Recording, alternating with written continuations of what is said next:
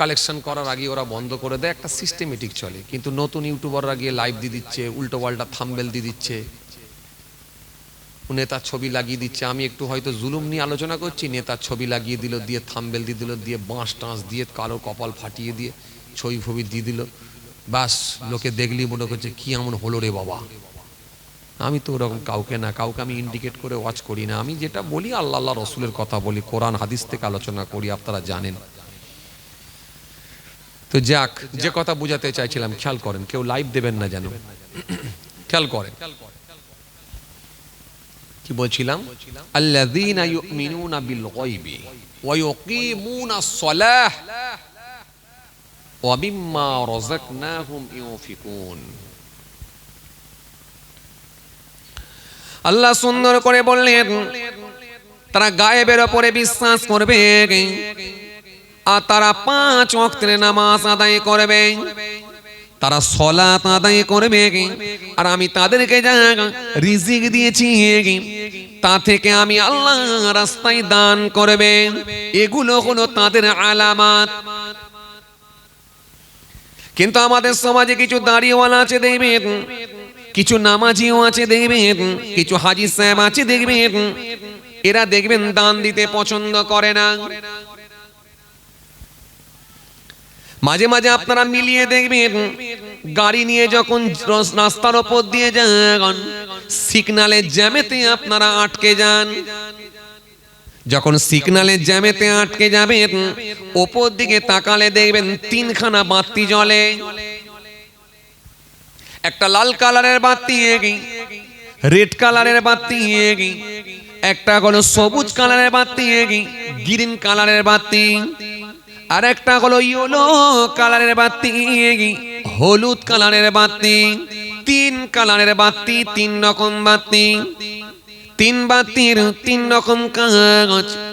3টে কালারে 3 রকম বাতি জ্বলে, 3 বাতি 3 রকম কাজ। লাল কালারের বাতি যখন জ্বলে গেল, গাড়ি দাঁড়িয়ে গেল। সবুজ কালারের বাতি যখন জ্বলে গেল, গাড়ি ছেড়ে দেয়া হলো। আর মাঝখানে একটা হলুদ কালারের বাতি, সেটা যখন জ্বলে যায়, কি বোঝানো হলো?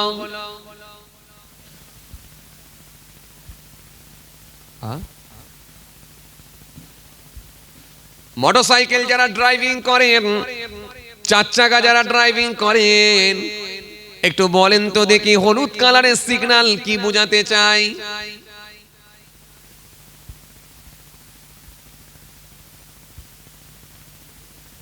যেতে বলছে ভাই, বলছে যেতে বলছে। কোথায়? ভাই বলছে যেতে বলছে হুজুর। কোথায় যেতে বলছে? ও আচ্ছা, যে রাস্তায় যাবো সেটা যেতে বলছে। হলুদ যেতে বলে না সবুজ যেতে বলে? কে যেতে বলে? সবুজ যেতে বলে। চাচা বলছে সবুজ যেতে বলে। যে সবুজ কালারের বাতি, তার মানে যাও। কিন্তু মাঝখানে হলুদ কালারের বাতি, এটা আপনাকে প্রস্তুতি নিতে বলে। হলুদ যতক্ষণ জ্বলবে প্রিপারেশন নাও, প্রস্তুতি নাও, কি করবে, যাবে না দাঁড়াবে। কেন হলুদের পরে আসবে লাল। লাল মানে আর যাওয়া যাবে? জোরে বলো না। এজন্য লাল যতক্ষণ না জ্বলল, হলুদ জ্বলা মানে আপনি যেতেও পারেন, দাঁড়িয়েও যেতে পারেন, কিন্তু লাল জ্বললে আর যাবে না। এই লাল কালারের বাতিটা আপনাকে দাঁড় করিয়ে দেয়, আর হলুদ কালার আপনাকে প্রস্তুতি নিতে সময় দেয়। পার হতে হলে কিন্তু হলুদের মধ্যেই পার হতে হবে, কিন্তু লাল জ্বলে গেলে আর। ও হে তরুণেরা, জওয়ান যুবকেরা, হে আমার মুরব্বিয়ানেরা, বাবারা শুনে রেখে দিয়ে যে কথা আপনাদের বোঝাতে চাইছিলাম, এই হলুদ কালারের বাতি জ্বলে যায়, লাল কালারের বাতি জ্বলে যায়, গ্রিন কালারের বাতি জ্বলে যায়। যখন এই লাল কালারের বাতি জ্বলল, গাড়িটা দাঁড়িয়ে গেল। ওই সময় দেখবেন কিছু অসহায় ব্যক্তি, কিছু গরিব মানুষ, এমন এমন জায়গা আছে দেখবেন ওই অসহায় ব্যক্তিগুলো গাড়ির সামনে চলে আসে। 10টা টাকা দান দাও, 20টা টাকা দান দাও। ওই সময় দেখবেন কিছু গাড়িতে দেখবেন ধনী ব্যক্তিরা বসে থাকে, 10টা টাকা দেবার ভয়ে পার উইন্ডো সুইচটা মেরে কাঁচটা তুলে দেয়। অথচ যে গাড়িটাই চেপে আছে 27 লাখ টাকা দাম, XUV 700। অথচ যে গাড়িটাই চেপে আছে স্করপিও গাড়ি টপ মডেল, 26 লাখ টাকা দাম। অথচ যে গাড়িটাই চেপে আছে ইনোভা গাড়ি 24-25 লাখ টাকা দাম। কিন্তু 10 টাকা দেওয়ার ভয়ে গ্লাসটাকে তুলে দেয়, কাঁচটাকে তুলে দেয়। কথা বলছেন না কেন? দেয় কি দেয় না? এমনও লোক আছে দেখবেন 10টা টাকা দান দেয় না, অথচ নিজেদেরকে বড় ধার্মিক বলে দাবি করে। এই জন্য আল্লাহ কোরআনের মধ্যে সুন্দর করে বললেন, আর আইতাল্লাযী ইউকাযিবু বিদ্দীন ফাযালিকাল্লাযী ইয়াদউল ইয়াতীম ওয়ালা ইয়াহুদ্দু আলা তুআমিল মিসকিন ফাওয়াইলুল লিল মুসাল্লিন الذين هم عن صلاتهم ساهون الذين هم يراءون ويمنعون الماعون। আল্লাহ সুন্দর করে বললেন, ও আমার হাবিব, আপনি কি তাদের দেখেছেন যারা কিয়ামত দিবস সম্পর্কে মিথ্যাচার করে, কিয়ামতকে যারা অস্বীকার করে? ও আমার দোস্ত, ও আমার হাবিব, আপনি কি তাদের দেখেছেন যারা কিয়ামত দিবস সম্পর্কে মিথ্যাচার করে? ফাযালিকাল্লাযী ইয়াদউল ইয়াতীম, এতিমদেরকে যারা খাদ্য দেয় না, গরিবদেরকে এতিমদেরকে যারা খাদ্য পর্যন্ত দেবে না। ঈদের দিনে বাপ বেটার ছোট মেয়েটা তিনজনে ঈদের মাঠেতে চলে যায়, ঈদগার মাঠেতে চলে যায়, ঈদগায়ে যায়। তিনজনা নতুন নতুন জামা পরে, কিন্তু পাশের বাড়ি একটা এতিম বাচ্চা চোখ ভরা পানি নিয়ে, বুক ভরা বেদনা নিয়ে মায়ের গলাটা ধরে ঝরঝর ঝরঝর করে কাঁদে। ও আমার আম্মা, আজকে আমার আব্বা কোথায়? আমার আব্বা যদি থাকতো আমাকেও হাত ধরে নিয়ে যেত। ওই জননী মা সেই সময় বাচ্চার মুখের কথা শুনে সেও ঝরঝর ঝরঝর করে কাঁদে। আর আল্লাহ দরবারে মালিক, এই বাচ্চাটার বাপ যদি থাকতো এই বাচ্চাটাকে হাত ধরে আজকে ঈদের মাঠে নিয়ে যেত। গ্রামের মানুষগুলো যেমন তাদের বাচ্চাগুলোকে ধরে ধরে নিয়ে যায়, আল্লাহ দরবারে কাঁদে আর বাচ্চাটার মাথায় হাত বোলায়, সান্ত্বনা দেয়। ও আমার ছেলে, ও আমার বাচ্চা, ও আমার ছেলে, কেঁদো না বাবা, কেঁদো না, আমি তোমার বাপ, আমি তোমার মা, কেঁদো না, কেঁদো না, কেঁদো না, কেঁদো না, কেঁদো না। আল্লাহ তোমাকে বড় করবে, আল্লাহ তোমাকে বড় করবে, আল্লাহ তোমাকে বড় করবে, দোয়া চাই। ও বাবাজি, আমার ভাইরা, নবী আমার সুন্দর করে জানিয়ে দিলেন। এই জন্য আমার আল্লাহ সুন্দর করে জানিয়ে দিলেন, ও আমার হাবিব শোনেন, যারা এতিমদেরকে খাদ্য দেয় না, অসহায় ব্যক্তিদেরকে যারা খাদ্য দেবে না, একটু মাথাতেও হাত বোলাবে না, একটু তাদের মুখে হাসি ফোটাবে না, আমি আল্লাহ বলি তাদের কোনো মূল্য নাই, তাদের কোনো দাম নাই। এই জন্য আমার আল্লাহ সুন্দর করে বললেন, ফাযালিকাল্লাযী ইয়াদউল ইয়াতীম ওয়ালা ইয়াহুদ্দু আলা তুআমিল মিসকিন, আর মিসকিনদেরকে যারা খাদ্য দেবে না, আমি আল্লাহ বলছি ফাওয়াইলুল লিল মুসাল্লিন, ওই নামাজীদের জন্য হলো কপাল ফাটা, কপাল ফাটা। তাহলে নামাজি হয় দুই ধরনের, একটা হলো আল্লাহর সন্তুষ্টি, আল্লাহকে রাজি করে আল্লাহওয়ালা, আর একটা নামাজ পড়ে হয়ে যায় কপাল ফাটা। কিছু কথা বুঝতে পাচ্ছেন? বুঝতে পাচ্ছেন? চলুন এবার আমি প্রথমে আপনাদেরকে কি বলছিলাম, মুত্তাকি লোকেদের ভেতরে কতগুলো গুণ থাকবে। এক নম্বরে কি বললাম, এরা এক নম্বরে গায়েবের উপরে বিশ্বাস করবে। দ্বিতীয় নম্বরে কি বলেছিলাম, 5 ওয়াক্ত নামাজ আদায় করবে। 3 নম্বরে কি বলেছিলাম? আমার আল্লাহ বলছেন আমি তাদেরকে যা রিজিক দিয়েছি তা থেকে আমি আল্লাহ রাস্তায় কিছু দান করে দেবে। জোরে হবে না? খুশি মনে হয় না? আল্লাযীনা ইউমিনুনা বিল গায়বি ওয়া ইউকিমুনাস সালাহ ওয়া মিম্মা রাযাকনাহুম ইউনফিকুন ওয়াল্লাযীনা ইউমিনুনা বিমা উনজিলা ইলাইকা ওয়া মা উনজিলা মিন ক্বাবলিক ওয়া বিল আখিরাতি হুম ইউকিনুন।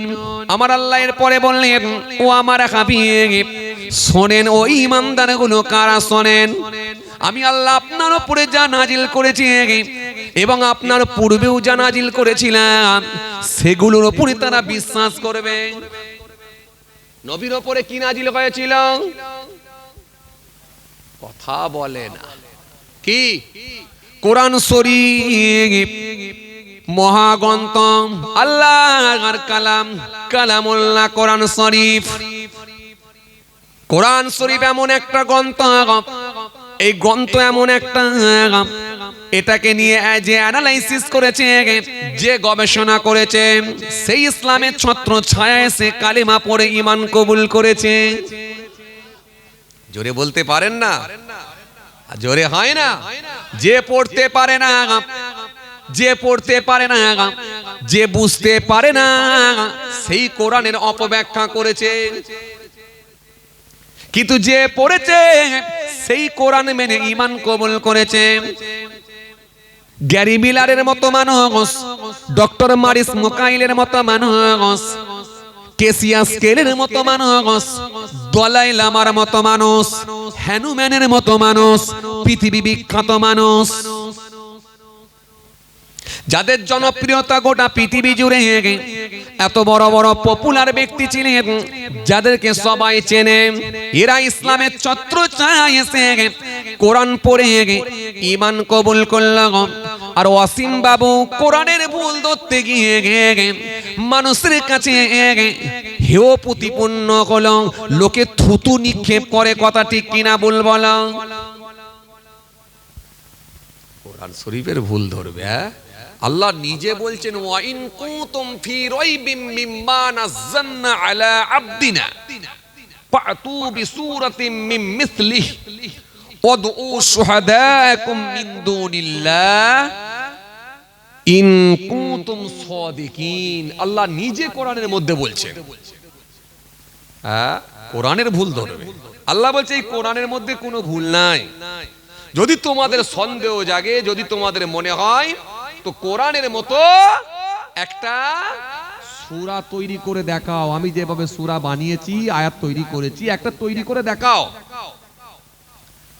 আল্লাহ বলছে যার খুশি সাহায্য নাও। যে মানুষের সাহায্য নিলে মনে হবে তোমাদের নেওয়া, নিলে তোমরা মনে হবে সাকসেস হবে বা নেওয়া দরকার আছে, মনে হয় নাও, আপত্তি নেই। খালি আল্লাহর সাহায্য ছাড়া। ইন কুনতুম সাদিকিন, যদি তোমরা সত্যবাদী হও, চ্যালেঞ্জ গ্রহণ করো। আজ পর্যন্ত কেউ এই চ্যালেঞ্জ গ্রহণ করতে পারেনি। যে চ্যালেঞ্জ গ্রহণ করে এগিয়ে গেছে সেই লোকটাই ঈমান কবুল করেছে। আমার দৃঢ় বিশ্বাস, যদি অসীম বাবু ভালো করে একটু কোরআন শরীফ পড়তো এবং যারা জানে এরকম জ্ঞানী মানুষের কাছে গিয়ে যদি কোরআন শরীফ একটু ভালো করে পড়া শিখে নিত, নিয়ে গোটা কোরআন শরীফটা যদি বুঝে 2-4 বার পড়তো, আল্লাহ ভালো জানে ঈমানের খুশবু হয়তো তার ভেতরেও চলে আসতো। যাক, চলেন কি বলছিলাম যেন, মুত্তাকিদের ভেতরে কতগুলো গুণ থাকবে বলেছি তো? হ্যাঁ, আল্লাযীনা ইউমিনুনা বিল গায়বি ওয়া ইউকিমুনাস সালাহ ওয়া মিম্মা রাযাকনাহুম ইউনফিকুন ওয়াল্লাযীনা ইউমিনুনা বিমা উনজিলা ইলাইকা ওয়া মা উনজিলা মিন ক্বাবলিক ওয়া বিল আখিরাতি হুম ইউকিনুন। আল্লাহ বলছে শোনো হাবিব, তোমার উপরে যা নাজিল করেছি এবং তোমার পূর্বেও যা নাজিল করেছিলাম সেগুলোর উপরে তারা বিশ্বাস করবে। জোরে বলবেন না? তোমার পূর্বেও যা নাজিল করেছিলাম। পূর্বে কি নাজিল করা হয়েছিল?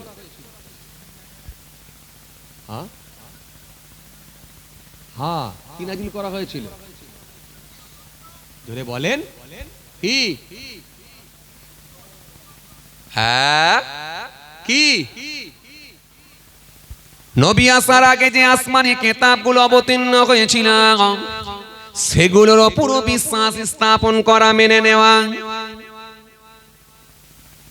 والذين يؤمنون بما أنزل إليك وما أنزل من قبلك وبالآخرة هم يوقنون। আর আমি আল্লাহ বলি তারা আখিরাতের উপরে বিশ্বাস করবে, আখিরাতের উপরে তাদের ইয়াকিন থাকবে। জোরে বলবেন না। এইগুলো থাকলে মুত্তাকি লোক বলে আল্লাহর কাছে গণ্য হয়ে যাবে। আর মুত্তাকি লোক বলে যখন আল্লাহর কাছে আপনি গণ্য হয়ে যাবেন, তখন আপনি বড় মাস্টার হলেও সমস্যা হবে না, বড় ডক্টর হলেও সমস্যা হবে না, বড় ইঞ্জিনিয়ার হলেও সমস্যা হবে না, বড় ব্যবসায়ী হলেও সমস্যা হবে না। আপনি যদি মুত্তাকি হয়ে যদি ডক্টর হতে পারেন, মাস্টার হতে পারেন, ইঞ্জিনিয়ার হতে পারেন, ব্যবসায়ী হতে পারেন, নিশ্চিতভাবে আল্লাহর সঙ্গে আপনার কানেকশন, ট্রানজাকশন, সম্পর্ক থাকবে। জোরে বলতে পারেন না? আরো জোরে হয় না? এখানে কি কোনো মাস্টার বসে আছেন? এর ভেতরে কি কোনো মাস্টার আছে? কথা কয় না। কোনো মাস্টার নেই, বাদ দেন। আচ্ছা, কোনো ডক্টর আছেন? এমবিবিএস ডাক্তার নেই। কোনো প্রফেসর আছেন? College professor? না, প্রফেসরও নেই, ডক্টরও নেই, মাস্টারও নেই। আর ইঞ্জিনিয়ার আছেন? নেই। উকিল বাবু আছেন কেউ? তাও নেই। তার মানে এই দুনিয়ায় যারা নিজেদেরকে অনেক দামি বলে মনে করে, তাদের এগুলো লাগে না, কথা বলে না, তারা এই মাহফিলে আসে না। ওরা নিজেদেরকে অনেক দামি লোক বলে মনে করে। বাহ, ভালো জিনিস, অসুবিধা নাই। কিন্তু এখানে যারা বসে আছে তারা কারা? ডাক্তার ছাড়া, মাস্টার ছাড়া, উকিল ছাড়া, হাকিম ছাড়া, ইঞ্জিনিয়ার ছাড়া, কবিরাজ ছাড়া কারা? বসে আছে এখানে সবজি বিক্রেতা, বসে আছে এখানে পানের দোকানদার, বসে আছে এখানে মুদিখানা দোকানদার, বসে আছে এখানে মাঠে জোন খাটা লোক, ভালো বলেছে, মাঠে লেবার খাটা লোক বসে আছে। এরা বুঝেছে যে আল্লাহর কাছে যখন যেতে হবে মাহফিলেও বসা দরকার আছে। তাহলে কিছু মানুষ তারা কিন্তু। আচ্ছা, এবারে আপনারা বলেন, বৃদ্ধাশ্রমে যারা ভরে দেয়, ইমাম সাহেব কি তার কোনোদিন বাপ মাকে বৃদ্ধাশ্রমে ভরেছে খবর পেয়েছেন? কথা বলে না। পেয়েছেন? পাননি। আচ্ছা, বৃদ্ধাশ্রমে যারা যে যার বাপ মাকে ভরে দিয়েছে, বেশিরভাগই সব ডাক্তার মাস্টারের নাম শুনেছেন না মাঠে জোন খাটার লোকের নাম শুনেছেন? ডাক্তার মাস্টার, মানে ইনকাম যাদের বেশি তারাই বৃদ্ধাশ্রমে পাঠাচ্ছে বেশি। কারা বুঝতে পারছেন? কারণ ওরা তো এখানে বসে না। আপনারা এখানে মাঠা জোন খাটা লোক হলেও, পান দোকানদার, চা দোকানদার হলেও আপনারা এখানে বসেন, তার মানে আপনাদের ভেতরে দিন আছে। আসেন, খেয়াল করেন, লক্ষ্য করেন, চলুন। তাহলে আপনাকে আমি কি বুঝাতে চেয়েছিলাম? আপনি আল্লাহর দরবারে যদি মুত্তাকি বলে গণ্য হয়ে যান, তাহলে আপনি বড় ব্যবসায়ী হলেও, ছোটখাটো একটা জোন খাটা লোক হলেও আপনার কিন্তু মূল্য আল্লাহ কমাবে না। জোরে বলতে পারেন না? এখানে যারা বসে আছেন তারা মনে মনে ভাবছেন আমাদের কোনো মূল্য নাই, এমনও লোক থাকতে পারে। আমি একজন মাঠে লেবার খাটা মানুষ, জোন খাটা মানুষ, ভাই বলছিল জোন খাটা মানুষ, তার মানে আল্লাহর দরবারে আমার মনে হয় কোনো মূল্য নেই। কে বলেছে আপনাকে? কে বলেছে? মনে রাখবেন, এই এলাকার সব থেকে ধনী লোকটা যদি জুম্মার দিনে মসজিদের ফাঁস কাতারে গিয়ে দাঁড়ায়, এই এলাকার সব থেকে গরিব লোকটাও কিন্তু মসজিদের ফাঁস কাতারে গিয়ে ধনী লোকটার পাশে যদি দাঁড়ায়, ওই ধনী লোকটার ক্ষমতা নাই ওই গরিব লোকটাকে বলতে পারে যে পেছনের লাইনে চলে যাও। কথা বলে না। এমনি যখন স্টেজে উঠে বসতে যাবে বলবে এই নিচে যে বস, কিন্তু মসজিদের ভেতরে ঢুকে গেলে, তাহলে এই সম্মানটা কে বাড়িয়েছে? জোরে বলো, কে বাড়িয়েছে? কে বাড়িয়েছে? তারাবির দিনে যখন ধনী লোকের পাশে গিয়ে দাঁড়াবেন, আপনাকে বলতে পারবে না পেছনের কাতারে যাও, হিম্মত নাই, ক্ষমতা নাই। কারণ এই সম্মানটা আল্লাহ আপনাকে দিয়েছে, গরিব আপনি হতে পারেন। আল্লাহ আপনাকে কত ভালোবাসেন। নবী এই জন্য বলেন আল কাযিবু হাবিবুল্লাহ, একটা ধার্মিক শ্রমিক হলো আল্লাহর দোস্ত, আল্লাহর বন্ধু। জোরে বলতে পারেন না? একটা ধার্মিক শ্রমিক হলো আল্লাহর দোস্ত, আল্লাহর বন্ধু। আল্লাহর বন্ধু বলে ধনী ধার্মিক শ্রমিককে আল্লাহর বন্ধু বলে আল্লাহ নিজে ঘোষণা দিয়ে দিয়েছে। আপনি ঘাবড়াচ্ছেন কেন? হ্যাঁ, এইটাই তো ইসলাম। ইসলামে উঁচু বংশ নিচু বংশ বলে কিছু নাই, ভালো বংশ নিচু বংশ বলে কিছু নাই, সাদা চামড়া কালো চামড়ার মধ্যে কোনো তফাৎ নাই, সাদা চামড়া কালো চামড়ার মধ্যে কোনো তফাৎ নাই, গরিব আর বড় লোকের মধ্যে কোনো তফাৎ নাই, কোনো ভেদাভেদ নাই। ইসলাম আপনাদের প্রত্যেককে সমান অধিকার দিয়েছে। বাট আমল যদি বেশি হয় আল্লাহর কাছে সেই ব্যক্তি প্রিয় বলে গণ্য হবে। সে একটা ঠেলাওয়ালা মোলাওয়ালাও হতে পারে, একটা হুজুর সাহেব পীর সাহেব হতে পারে। তাহলে আপনি নিজেকে কেন এত তুচ্ছ বলে মনে করছেন? আপনি একজন সবজি বিক্রেতা বলে, আপনি একজন পটল বিক্রেতা বলে, আপনি একজন জোন খাটা লোক বলে নিজেকে এত তুচ্ছ বলে মনে করছেন কেন? চলেন, এই কথা বলতে গিয়ে আমার একটু মনে পড়ে যাচ্ছে, কষ্ট হয়ে যাচ্ছে আপনাদের? মাশাআল্লাহ, খেয়াল করেন, আর একটুখানি আলোচনা করে দোয়া করে দেবো। খেয়াল করেন, আমার একটু মনে পড়ে যাচ্ছে। বাগদাদের জমিনে একজন ধার্মিক আল্লাহওয়ালা ব্যক্তি ছিলেন।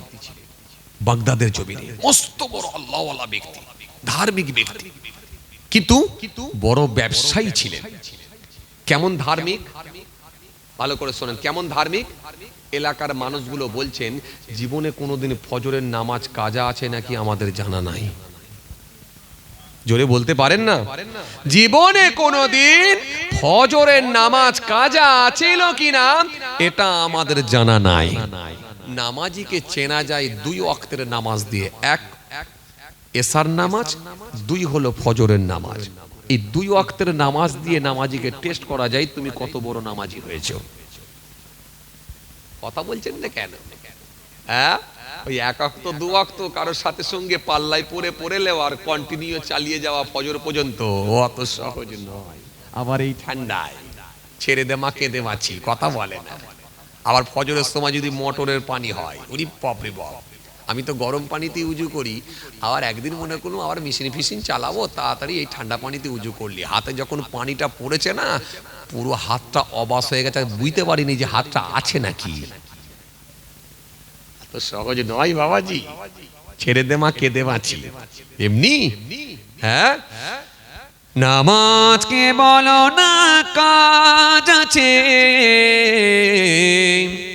কাজকে বলো আমার নামাজ আছে।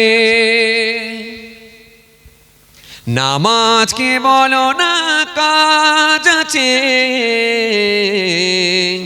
কাজকে বলো আমার নামাজ আছে।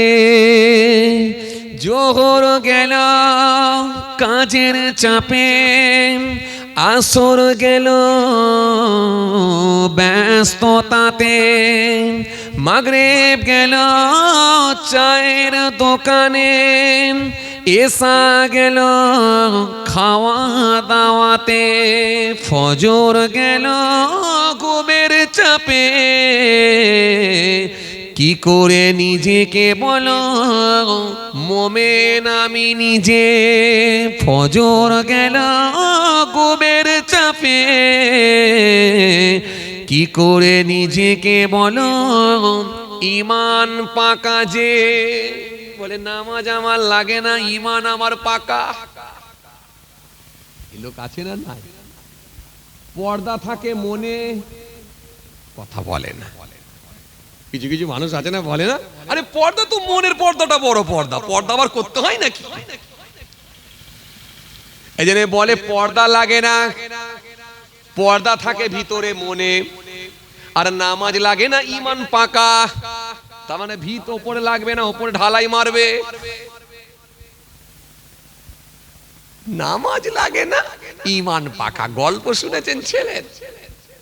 আই রে হাই, যে আল্লাহ হেদায়েত দিক, হাই রে হাই আল্লাহ হেদায়েত দিক। আসেন চলুন, কি কথা বুঝাতে বুঝাতে চলে এলাম যেন বাগদাদের জমিনে। মনে আছে আপনাদের? মস্ত বড় একজন ধার্মিক আল্লাহওয়ালা ব্যক্তি। ফজরের নামাজ কোনোদিন কাজা হয়েছিল কিনা এলাকার মানুষগুলো বলছে আমাদের জানা নাই, জানা নাই। এত বড় ধার্মিক আল্লাহওয়ালা ব্যক্তি ছিলেন। আল্লাহু আকবার, আল্লাহু আকবার। এই ধার্মিক আল্লাহওয়ালা ব্যক্তিটি তিনি একদিন ব্যবসার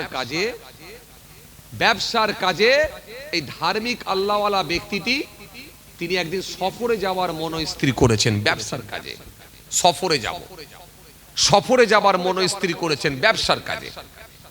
আপনারাও মাঝে মাঝে ব্যবসার কাজে জানতো না কিনা, কলকাতায় জানতো না, জাননি মাঝে মাঝে যেতে হয় না?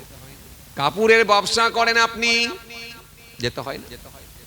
ওখান থেকে কাপড় কিনে নিয়ে এলেন বড় বাজার থেকে, নিউ মার্কেট থেকে কিনে নিয়ে এসে এখানে নিয়ে এসে কি করলেন, সেটাকে কিছু অংশ লাভ রেখে বিক্রি করে দিলেন, লভ্যাংশ কিছু রেখে বিক্রি করে দিলেন। তার মানে ওখান থেকে কিছু ইনকাম হলো, এটাই আপনার ব্যবসা। ধনের চাবিকাঠি হলো ব্যবসা, ধনের চাবিকাঠি হলো ব্যবসা। ব্যবসা করো, ব্যবসা করাতে কোনো আপত্তি নেই, কিন্তু আপনি যখন এই লভ্যাংশ কিছু রেখে যখন বিক্রি করে দিলেন, এটাই আপনার ইনকাম। ধার্মিক আল্লাহওয়ালা ব্যক্তিটি সফরে যাওয়ার মনস্থির করেছেন।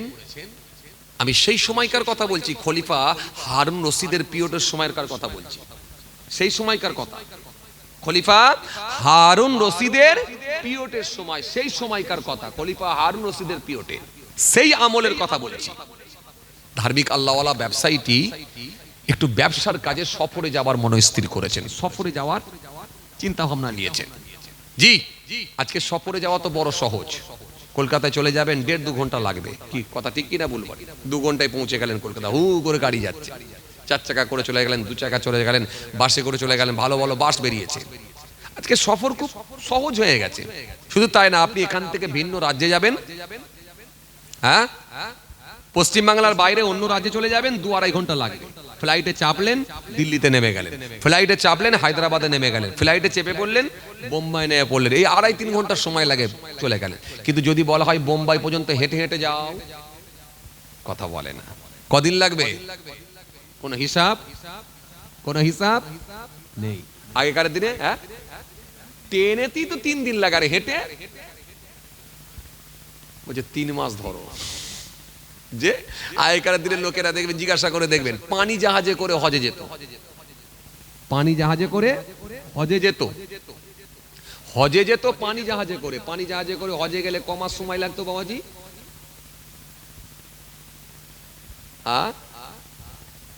ওই চাচারা বলছেন না কেন? মুরব্বী বাবাজিরা আছেন তো এখানে, 3 মাস শুনেছেন, জাননে? তার মানে পানি জাহাজে কি করে যাব? তখন তো পানি জাহাজ ছিল, এখন আর নেই।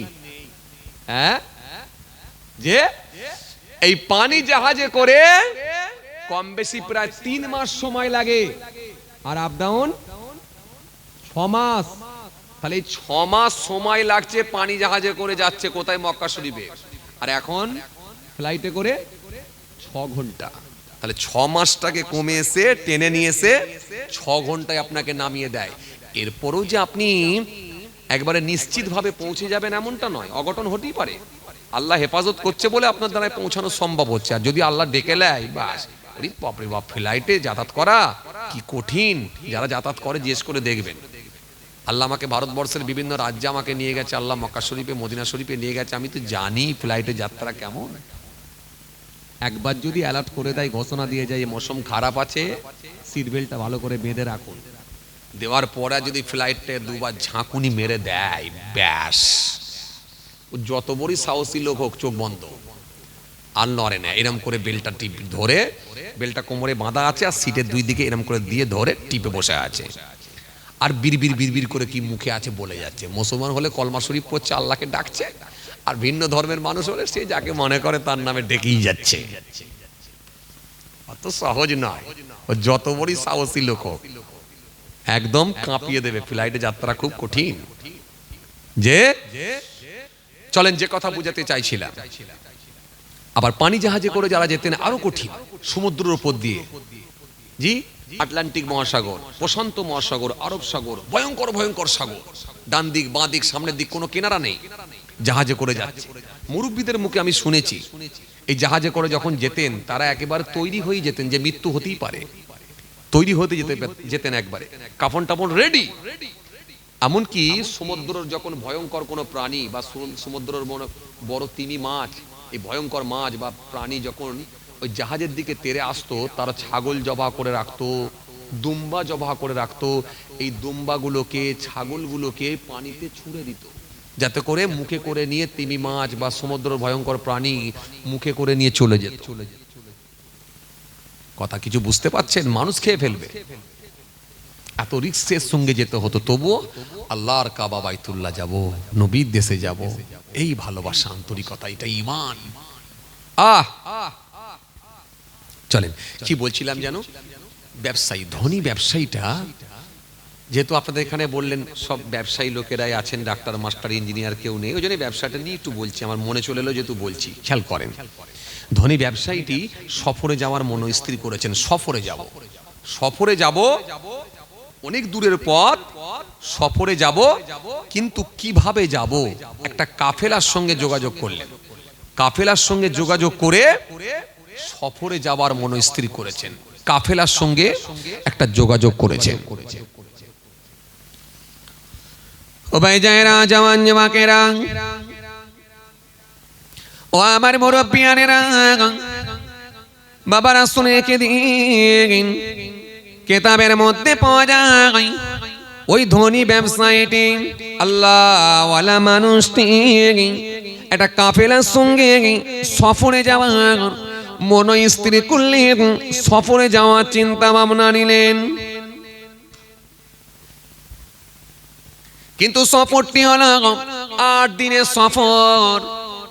8 দিনের সফর, এই 8 দিনের সফর, 8 দিন ধরে হেঁটে হেঁটে যেতে হবে। এই যাতায়াতটা বড় কঠিন ছিল তৎকালীন সময়ে। হেঁটে হেঁটে যেতে হতো, কিংবা কোনো প্রাণীর ওপরে আরোহণ করে, কোনো প্রাণীর ওপরে, কোনো প্রাণীর ওপরে চেপে, কোনো প্রাণীর ওপরে, কোনো প্রাণীর ওপরে বাবাজি সওয়ার হয়ে এক জায়গা থেকে আর এক জায়গায় যেতে হতো। উটের পিঠে হোক কিংবা কোনো গাধার পিঠে হোক ইত্যাদি, এইভাবে মানুষকে যেতে হতো, আর নাহলে হেঁটে হেঁটে যেতে হতো। তৎকালীন সময়ের কথা বলছি। ও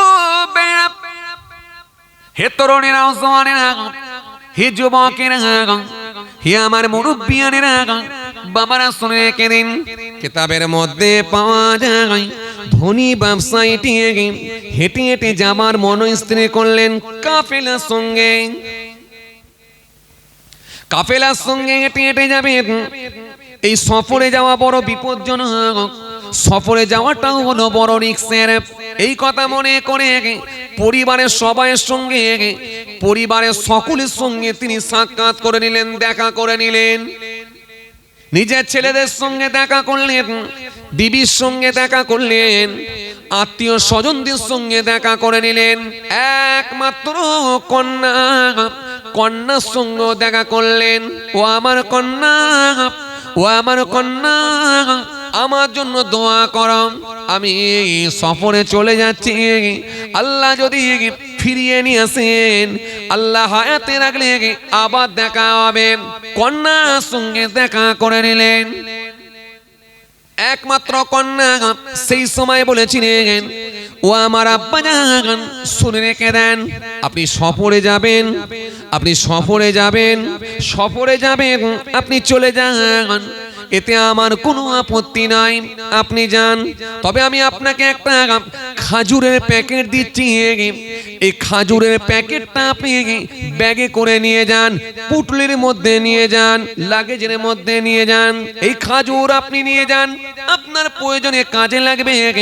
সফরে যাওয়া বড় কঠিন, রাস্তায় যখন ক্ষুধা লাগবে, রাস্তায় যখন খিদে লাগবে, রাস্তায় যখন ক্ষুধা লাগবে, ক্ষুধা নিবারণ করার জন্য 2-3টে করে আপনি খাজুর খাবেন, আপনার শরীরটা ঠিক থাকবে।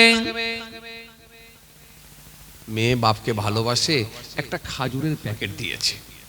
এখানে যারা মেয়ের বাপ আছে জিজ্ঞাসা করে দেখবেন, মেয়ের কিন্তু বাপের প্রতি টান একটা আলাদা থাকে। মেয়ের বাপ যারা আছে তারা বলতে পারবে, অন্যজন বলতে পারবে না। আর বাপ যারা আছে জিজ্ঞাসা করে দেখবেন, বাপ কিন্তু মেয়ের প্রতি টান একটা আলাদা থাকে। কেন? মেয়ে হচ্ছে অল্প দিনের মেহমান, অল্প দিনের মেহমান। এই 16 বছর, 18 বছর, 19 বছর আপনার বাড়িতে থাকবে, তারপরে নিজে হাতে করে আপনি পরপুরুষের হাতে আপনাকে তুলে দিতে হয় শরীয়তের হুকুম মনে করে। এজন্য মেয়ের বাপ যারা থাকে জিজ্ঞাসা করে দেখেন, মেয়ের প্রতি একটা ভালোবাসা তাদের আলাদা থাকে, আর মেয়েও কিন্তু তার বাপকে বড় ভালোবাসা দেয়। খাজুরের প্যাকেটটা দিয়ে বলছে, আব্বা রাস্তায় যখন তোমার ক্ষুধা লাগবে, খিদে লাগবে, এই খাজুরের প্যাকেট থেকে 2-4টে বের করে করে খাবে, উপকারে আসবে। বাপ এই কথাটা যখন শুনে নিলেন, বড় খুশি হয়ে গেলেন। খুশি হয়ে গিয়ে মেয়ের জন্য দোয়া করলেন, খাজুরের প্যাকেটটা হাতে করে নিয়ে নিলেন। কেন রাসূলুল্লাহ জানিয়েছেন তোমরা খাজুর খাও। খাজুর হলো মুসলমানদের নাই, মুসলমানরা যেমন বরকতপূর্ণ, খাজুর হলো বরকতপূর্ণ। খাজুর প্রত্যেকটা ঋতুতে খাওয়া যায়, শীতকালেও খাওয়া যায়, গ্রীষ্মকালেও খাওয়া যায়, বর্ষাকালেও খাওয়া যায়, প্রত্যেকটা ঋতুতে খাজুর খাওয়া যায়। খাজুর খাও, খাজুর খাও।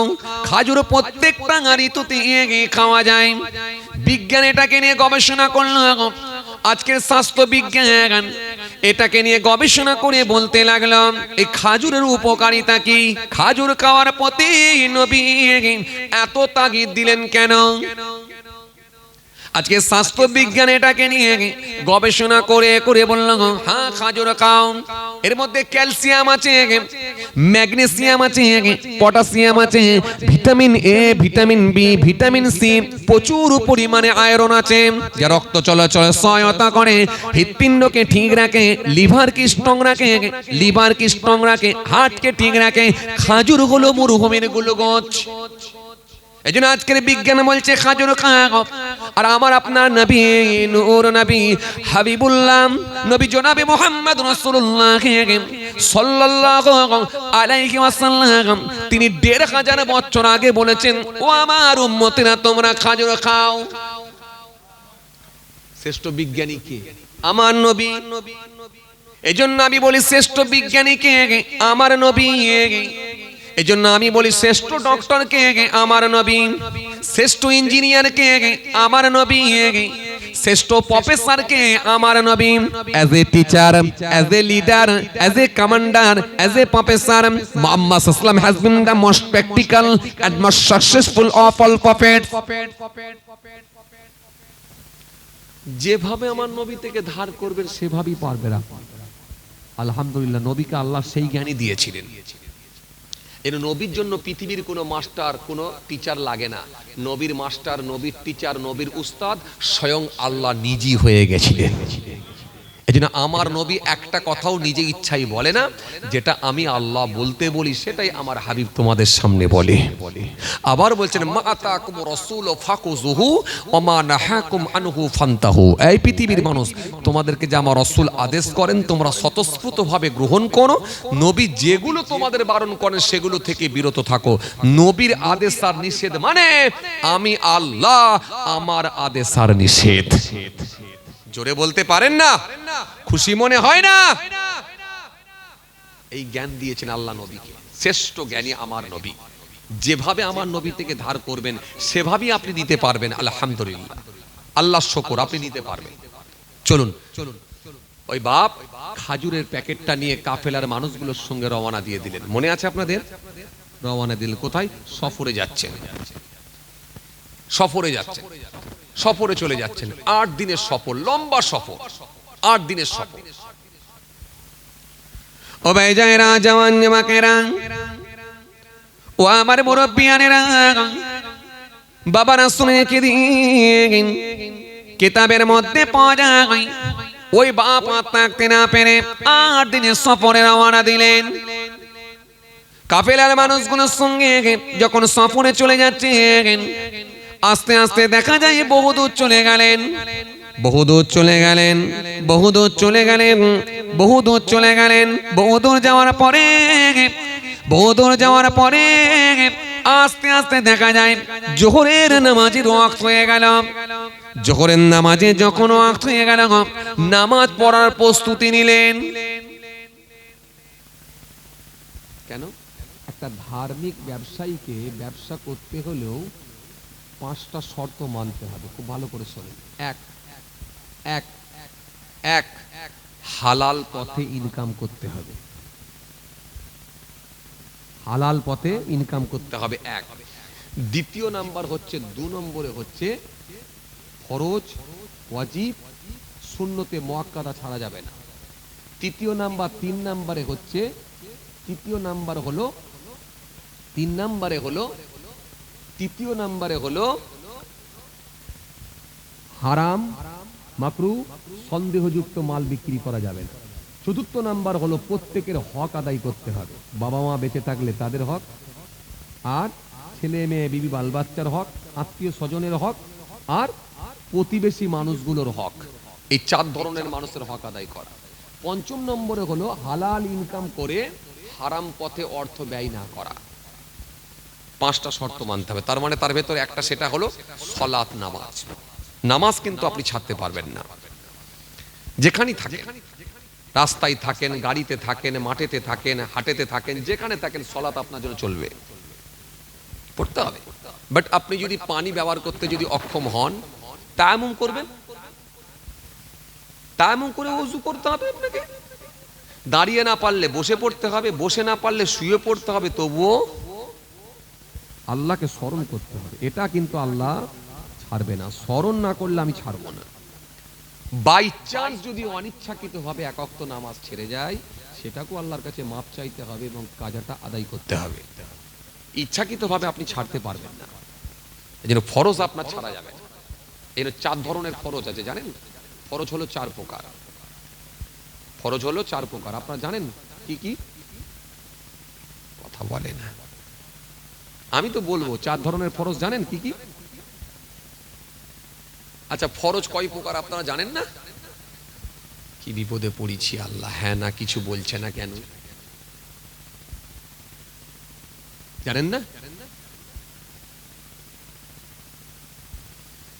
আপনারা তো অনেক নামাজ পড়েন, 5 ওয়াক্তের নামাজ পড়েন, জুমার নামাজ পড়েন, ঈদের নামাজ পড়েন, জানাজার নামাজ পড়েন, রোজার মাসে রোজা রাখেন, বছরে আপনারা যাকাত দেন, আওকাত থাকলে হজ করেন, ওযু করেন, গোসল করেন, তায়াম্মুম করেন। ফরজ তো অনেক আছে না নাই? ওয়াজিব অনেক আছে না নাই? সুন্নত অনেক আছে না নাই? কিন্তু এর ভেতরে আমি আপনাদের জিজ্ঞাসা করেছিলাম, ফরজ কয় প্রকার জানেন না? কি বিপদে পড়েছি আল্লাহ, কি বিপদে পড়েছি আল্লাহ। কোনো চাচা নেই বলতে পারবেন না ফরজ কয় প্রকার?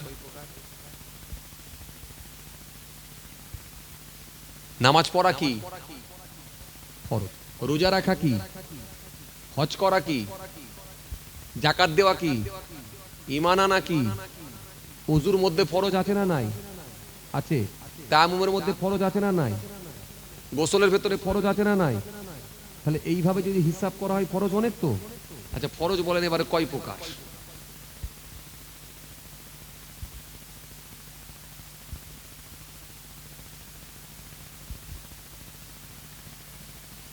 কি যন্ত্রণায় পড়েছি আল্লাহ। এই ভাইটা ভালো বলছিল,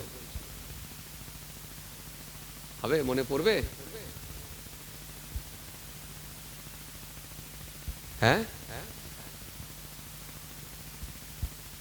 মনে পড়বে না?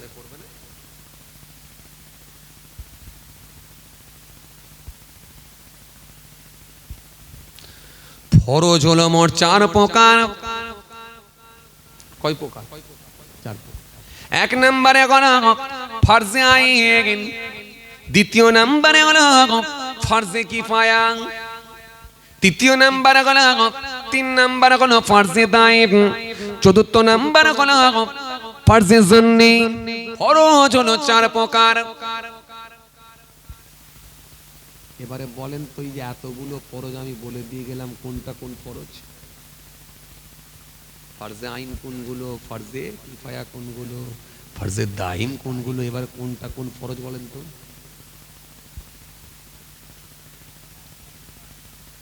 আর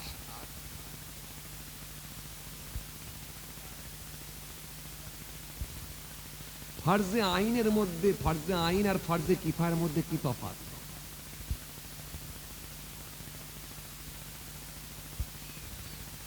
আপনারা যে এত কষ্ট করে রাত জেগে বসে আছেন, কিছু তো আপনাদেরকে নিয়ে যেতে হবে রে বাবা। কথা বলেন, কিছু তো নিয়ে যেতে হবে, নাহলে তো কষ্টটা বেকার হয়ে যাবে। রাত 12টা পার করে দিয়ে বসে আছেন এই ঠান্ডায়, যদি একদমই কিছু না পান তাহলে তো বেকার হয়ে যাবে, হবে না? বড় কষ্ট করে তো আপনারা এসেছেন এখানে, তো ইনকাম করতে এসেছেন, ইনকাম করতে আসেননি। কথা বলেন, বলছি ইনকাম করতে এসেছেন না আসেননি? সন্ধ্যে থেকে যা খরচা হচ্ছে পকেট থেকে সব পয়সা করি বেরিয়ে যাচ্ছে, আর এই হুজুর বলছে ইনকাম করতে এসছে। এসব হুজুর উল্টো পাল্টা বলছে না, কথা বলে না। সন্ধ্যে থেকে খরচ হয়েছে না লাভ হয়েছে? কিছু পকেট থেকে বেরিয়ে গেছে না মাল কিছু ঢুকেছে? দোকানদানি হয়েছে, জলসাকে কেন্দ্র করে দোকানদানি হয়েছে। যা বাবা, আরে অল্প টল্প যা আছে হয়েছে, কি হয়েছে তো, তাহলে কিছু খরচ হয়েছে না কিছু মাল করি ঢুকেছে? কিছু খরচ হয়েছে, ও খরচ হয়েছে, আচ্ছা ঠিক আছে, কিছু খরচ হয়েছে, তার মানে কিছু মাল করি বেরিয়ে গেছে, গেছে না? নাতিরা আছে তাদের জন্য দুটো খেলনা কিনে নিয়ে গেছেন, ঘরে একটু নিজের স্ত্রীর জন্য একটু বাদাম কিনে নিয়ে গেছেন, মায়ের জন্য একটু বাদাম কিনে নিয়ে গেছেন, বাপটা বসেছিল বাপকে একটু লিকার চা খাইয়েছেন, নিজে একটু লিকার চা খেয়েছেন, তাহলে কিছু মাল করি পকেট থেকে বেরিয়ে গেছে কিন্তু ঢোকেনি, তার মানে খরচ হয়ে গেছে, খরচ বেরিয়ে গেছে, বরং খরচ হয়েছে আসেনি, ইনকাম হয়নি। আর আপনি বলছেন হুজুর এখানে ইনকাম হয়। শোনেন, এই জন্য জীবনকে দুটো পার্টে ভাগ করতে হয়, একটা হলো ইহকাল আর একটা হলো পরকাল। ইহকালের জন্য টাকা আর মরে গেলে ফাঁকা। কবরে পড়ে থাকলে লাগবে শুধু আমল, না থাকলে গন্ডগোল। এই জন্য ইহকালের জন্য টাকা আর মরে গেলে, বলেন বলেন, মরে গেলে ইহকালের জন্য টাকা, মরে গেলে ফাঁকা। আর টাকা লাগবে, বেঁচে থাকলে আমার, মরে গেলে অন্ধকার। আর খবর, আর খবর নাই। যদি ভালো কাজ কিছু করা থাকে তবে আপনি লাভবান গেনার। तभी तुलसी रामदास बोलें, तुलसी जब जग में आए तुम रहे जग हंसे, ऐसी करनी कर चलो तुम हंसो जग रहे। बांगला कवि बोलें, যখন জন্ম তুমি নিয়েছিলে পাবে, তুমি মাত্র কেঁদেছিলে হেসেছিল সবে, এমন জীবন হবে করিতে গঠন, মরণে হাসিবে তুমি কাঁদিবে ভুবন। তুমি হাসতে হাসতে কবরে যাবে, তোমার জন্য মানুষ কেঁদে কেঁদে ঝাড়ে ঝাড় হয়ে যাবে। বড় পীর সাহেবের জন্য মানুষ তখনও কেঁদেছে, আজও কাঁদছে, আগামীতেও কাঁদবে। খাজা সাহেবের জন্য মানুষ তখনও কেঁদেছে, আজও কাঁদছে, আগামীতেও কাঁদবে। ফুরফুরা শহীদ দাদা হুজুর কেবলার জন্য মানুষ তখনও কেঁদেছে, আজও কাঁদছে, আগামীতেও কাঁদবে। আসেন, যে কথা বোঝাতে চাইছিলাম, তাহলে জীবনকে দুটো পার্টে ভাগ করতে হয়। ইহকালের জন্য টাকা, আর মরে গেলে আর লাগবে না টাকা, মরে গেলে লাগবে আমল।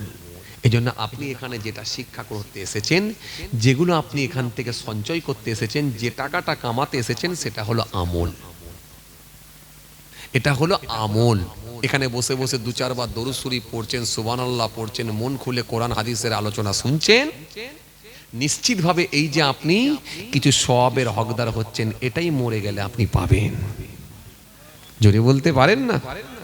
এই যে একবার মহব্বতের সঙ্গে সুবহানাল্লাহ বললেন, আল্লাহ আপনাকে 10টা নেকি দিয়ে দিলেন।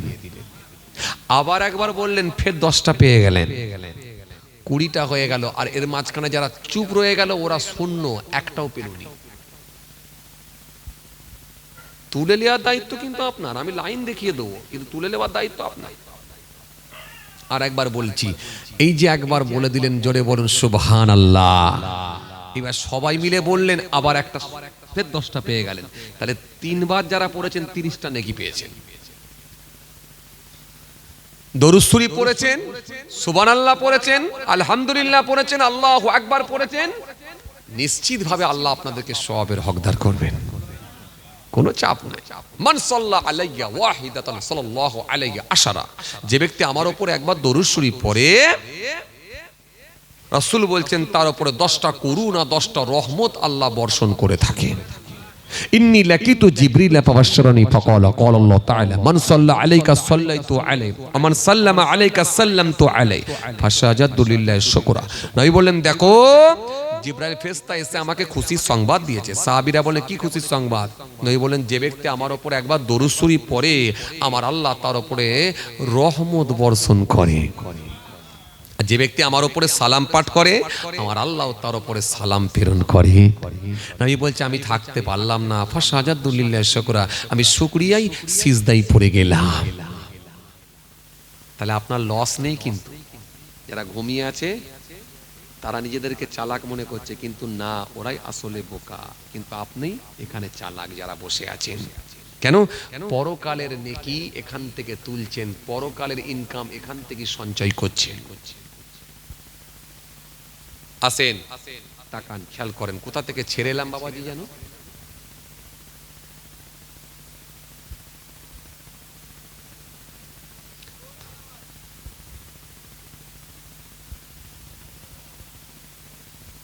বাহ, তার মানে সবাই একটা একটা করে মনে রেখেছেন।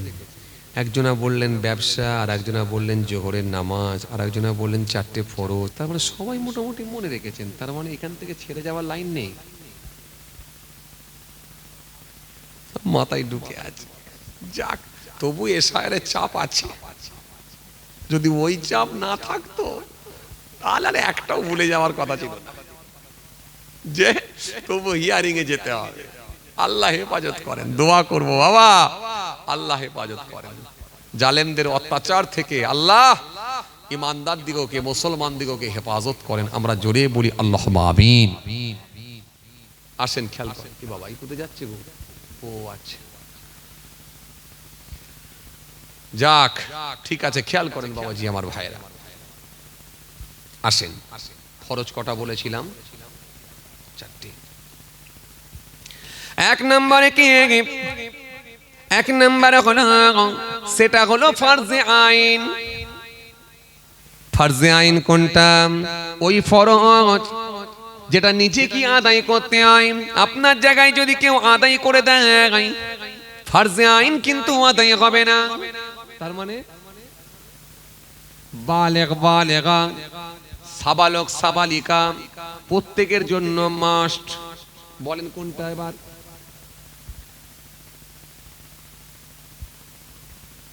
নামাজ, রোজা। তার মানে আপনাকে আদায় করতে হবে। আপনার জায়গায় অন্যজন আদায় করলে, বাট আপনাকে আল্লাহ সুযোগ দিয়েছেন, ও আমার বান্দা, ও আমার গোলাম, দাঁড়িয়ে যদি না পারো তো বসে পড়ো, আর বসে যদি না পারো তো শুয়ে পড়ো, চোখের ইশারায় পড়ো। চোখের ইশারাই হলো পড়তে আপনাকে। as-salatu imaduddin man aqama faqad aqama ad-din wa man tarakaha faqad hadama ad-din। নামাজ হলো ধর্মের খুঁটি, নামাজ হলো দ্বীনের খুঁটি। যে নামাজ কায়েম করলো দ্বীন কায়েম করলো, যে নামাজ ছেড়ে দিল দ্বীনকে ধ্বংস করলো, দ্বীনকে খতম করলো, দ্বীনকে শেষ করলো।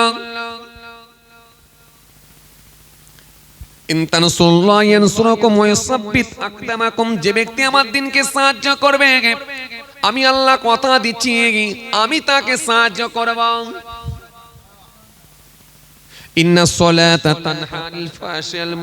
নিশ্চয় নামাজ সমস্ত রকমের অশ্লীলতা থেকে মানুষকে দূরে রাখবে। নিশ্চয় নামাজ সমস্ত রকমের খারাপ কাজ থেকে, সমস্ত রকমের অশ্লীলতা থেকে মানুষকে দূরে রাখবে। সেটা হলো সালাত, নামাজ।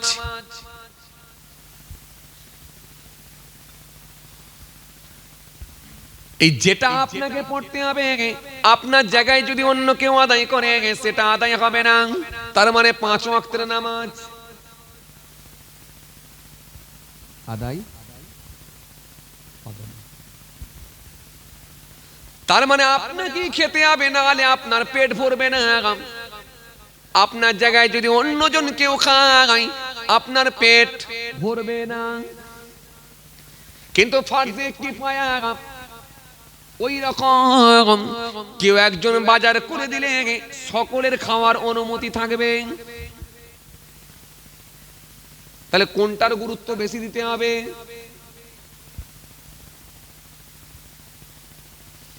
ফার্জে কিফায়া এবারে কোন নামাজ?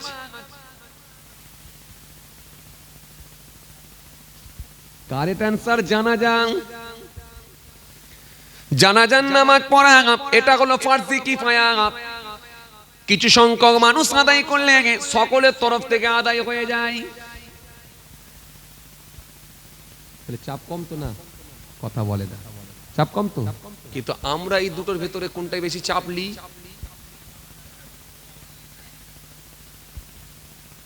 আল্লাহ যেটাকে চাপ কমিয়ে দিয়েছে, কিন্তু আমাদের কাছে চাপ।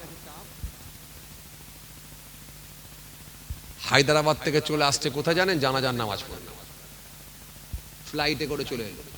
1:30টায় জানাজা হবে, এসে পৌঁছে গেল 1:30। 1:35-এ গাড়ি ঢুকে গেল। ফ্লাইটে নেমেছে, 4 চাকা ধরেছে, পুরো 1:35-এ ঢুকে গেছে। ঢুকে এসি ব্যাস গাড়ি থেকে নেমি কলারটাকে এরকম করে উল্টে দিল, দিয়ে বুঝিয়ে দিল আমি হায়দ্রাবাদ থেকে নেমেছি। ওই সর্বনাশ, যুবক ছেলে, মারাত্মক ব্যাপার।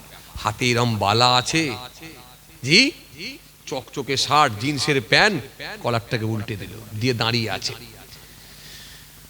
লোকেরা সব দেখছে, ওই সর্বনাশ, হায়দ্রাবাদ থেকে এসেছে, এই মাত্র এলো ফ্লাইটে করে, জানাজা পড়বে, বিরাট ব্যাপার।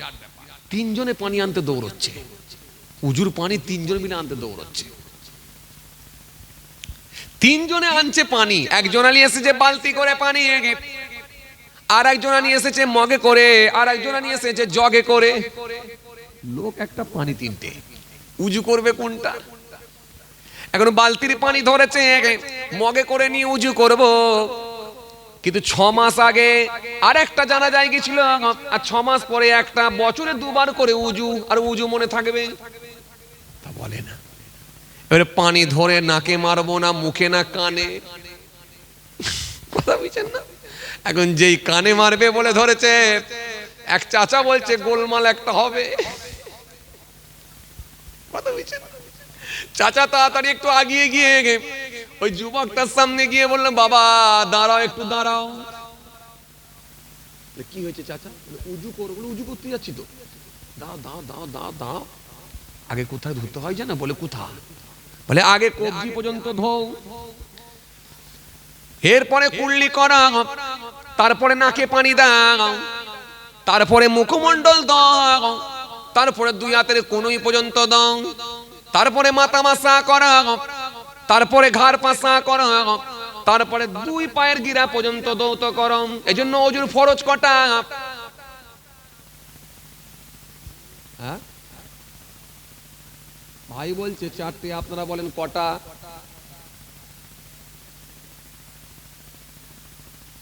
ওজুর ফরজ কটা?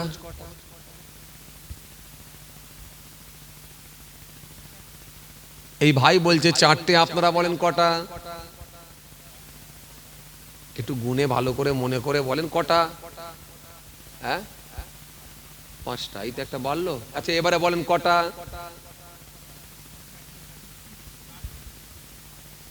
হ্যাঁ কে বলছে 4টে?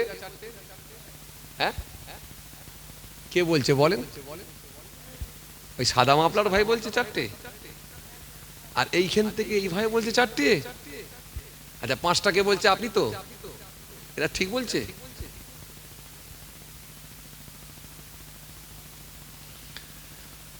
যাক, আচ্ছা আপনি বলেন তো 1 নম্বরে কি? হ্যাঁ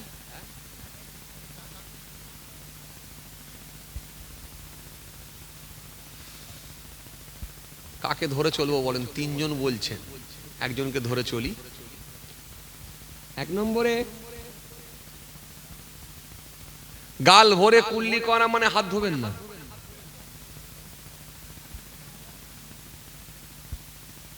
হাত ধোবেন না ধোবেন না? কবজি পর্যন্ত ধোবেন? সামনের লোক আছে বলে সামনেরটাকে ধরে চলছি। 1 নম্বরে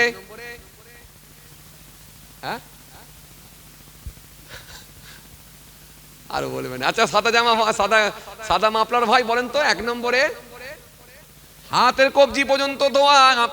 2 নম্বরে মুখমণ্ডল ধোয়া, কুল্লি করা। আচ্ছা, কুল্লি করা 2 নম্বরে। 3 নম্বরে বলেন নাকে পানি দেওয়া। 4 নম্বরে বলেন মুখমণ্ডল ধোয়া। 5 নম্বরে বলেন কোনই পর্যন্ত ধোয়া। 6 নম্বরে বলেন মাথা মাসা করা। 6 নম্বর। 7 নম্বরে বলেন ঘাড় মাসা করা। 8 নম্বরে বলেন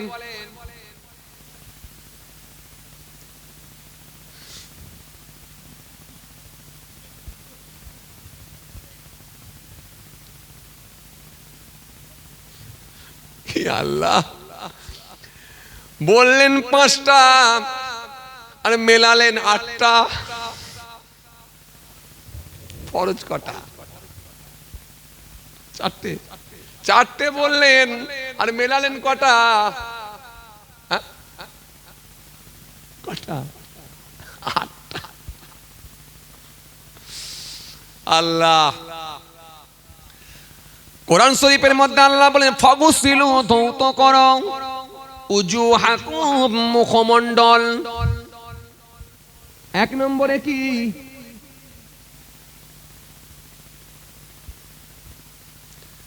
এক নম্বরে ফরজ কি?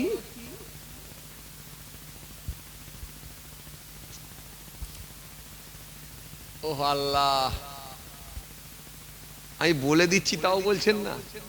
আল্লাহ কোরআনের মধ্যে বলেন ফাগুসিলু, ধৌত করম, উজুহাকুম, মুখমণ্ডল। 1 নম্বরে কি ধৌত করা? মুখমণ্ডল ধৌত করা, এটা হলো ফরজ। 2 নম্বরে কি? ওয়াইদিয়াকুম ইলাল মারাফিক, কোনই পর্যন্ত ধৌত করা, টাকনা পর্যন্ত ধৌত করা, এটা হলো 2 নম্বর ফরজ। মনে রাখবেন। 3 নম্বর 3 নম্বর হলো ওয়ামসাউ, মাসা করো, বিরুসিকুম, মাথা মাসা করো, এটা হলো 3 নম্বর। 4 নম্বরে কি? ওয়ারজুলাকুম, পা ইলাল কাবাইন, কাকনা পর্যন্ত, গোড়ালি পর্যন্ত। 4 নম্বর হলো পায়ের গাঁট পর্যন্ত ধৌত করা। খরচ কটা হলো? মিললো তো? কিন্তু আপনি মেলালেন 8টা। বলেন হুজুর তাহলে এইগুলো কি? হাত ধোয়া, কুল্লি করা, নাক ধোয়া, ঘাড় মাসা করা, এত কাজ রয়ে যাচ্ছে, এগুলো কি দোয়া পড়া, উঁচু জায়গায় বসা, মেসওয়াক করা, এগুলো সবই হলো সুন্নাত। ওযুর ভেতরে কিছু সুন্নত আছে, কিছু মুস্তাহাব আছে। ঘাড় মাসা করা কিছু মুস্তাহাব আছে, কিন্তু মনে রাখবেন, মূলত আপনাকে মনে রাখতে হবে ফরজ হলো 4টা। কটা? সুন্নত, মুস্তাহাব কিছু আছে, চাপ নেই। এজন্য কিছু গোলমাল আমাদের হয়ে যায়, আগে পরে হিসাব করতে গিয়ে গোলমাল হয়ে যাচ্ছে। তাহলে মনে রাখতে হবে, কিন্তু ফরজ হলো 4টে। চলেন খেয়াল করেন, কি বলতে বলতে চলে এলাম যেন। সালাত আদায় করবেন, নামাজ, তাই তো? তাহলে নামাজ আদায় করতে গেলে ওযু বানাতে হবে, ওযুর ফরজ আদায় করতে হবে। আসেন, তাহলে এই যে সালাত নিজেকে আদায় করতে হয়, এটা হলো ফরজে আইন। মনে থাকবে আপনাদের? ব্যাস। এরপরে কি? ফরজে কিফায়া, কিছু সংখ্যক মানুষ, কম পক্ষে যদি 3 জন মিলেও আদায় করে, ফরজে কিফায়ার নামাজ আদায় হয়ে যাবে। তাহলে গুরুত্ব দিতে হবে কোনটা? ফরজে আইনে। জি, এটাকে কিন্তু গুরুত্ব দিতে হবে। জি, কিছু সংখ্যক মানুষ যদি আদায় করে, আদায় হয়ে যাবে। যদি সকলে যদি যেতে নাও পারে, জানা যায়, এতে চাপ নাই, এতে চাপ নাই। কিন্তু যদি আদায় করেন, আল্লাহ আপনাকে অনেক সওয়াবেরও হকদার করবে। আসেন খেয়াল করেন বাবাজি, আমার ভাইরা, চলুন। কি কথা বলতে বলতে বলতে বলতে চলে এসেছিলাম যেন? বলেন, ঝট করে বলেন, কি বলতে বলতে চলে এসেছিলাম? ব্যবসায়ী জোহরের নামাজ, তাই তো নাকি? জোহরের নামাজ তার মানে ফার্জে আইন, এটা ছাড়া যাবে না। আর যদি মুসাফির হয়ে যায় কি করবে?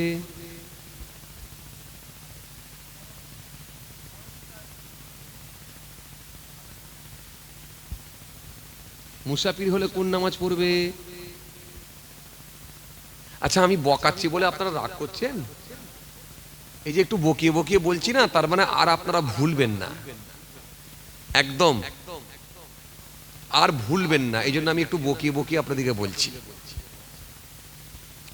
মুসাফির যদি হয়ে যান তাহলে কসরের নামাজ পড়বেন। কসরের নামাজ পড়তে হবে, মানে কোন নামাজগুলো? আবার বলতে গেলে আবার সময় লাগবে। ফরজ নামাজ করাকাত পড়বেন, 4 রাকাত, ফরজটা 2 রাকাত হয়ে যাবে। ফরজ পড়বেন, ওয়াজিব পড়বেন, সুন্নতে মুআক্কাদা পড়বেন। যদি খুব তাড়াতাড়ি না থাকে, খুব ব্যস্ততা যদি না থাকে, সুন্নতে মুআক্কাদাটাও পড়বেন। কিন্তু ফরজ আর ওয়াজিব ছাড়া যাবে না, এটা পড়তেই হবে। এবার মুসাফিরের জন্য কি কি ছাড় আছে জানেন? কি কি ছাড় আছে? এবারে মুসাফির হবেন কত কিলোমিটার গেলে? জানেন কত কিলোমিটার গেলে মুসাফির হয়? দেরি হয়ে যাবে বলেন, সব বলতে গেলে অনেক দেরি হয়ে যাবে। আর ওখানে ফরজ বলেছিলাম কটা? দুটো বলেছিলাম। আর একটা বলে দিচ্ছি শোনেন, সেটা হলো ফার্জে দাইম। ফার্জে দাইম এমন ফরজ যেটা সর্বসময় আপনার জন্য ফরজ। কোনটা?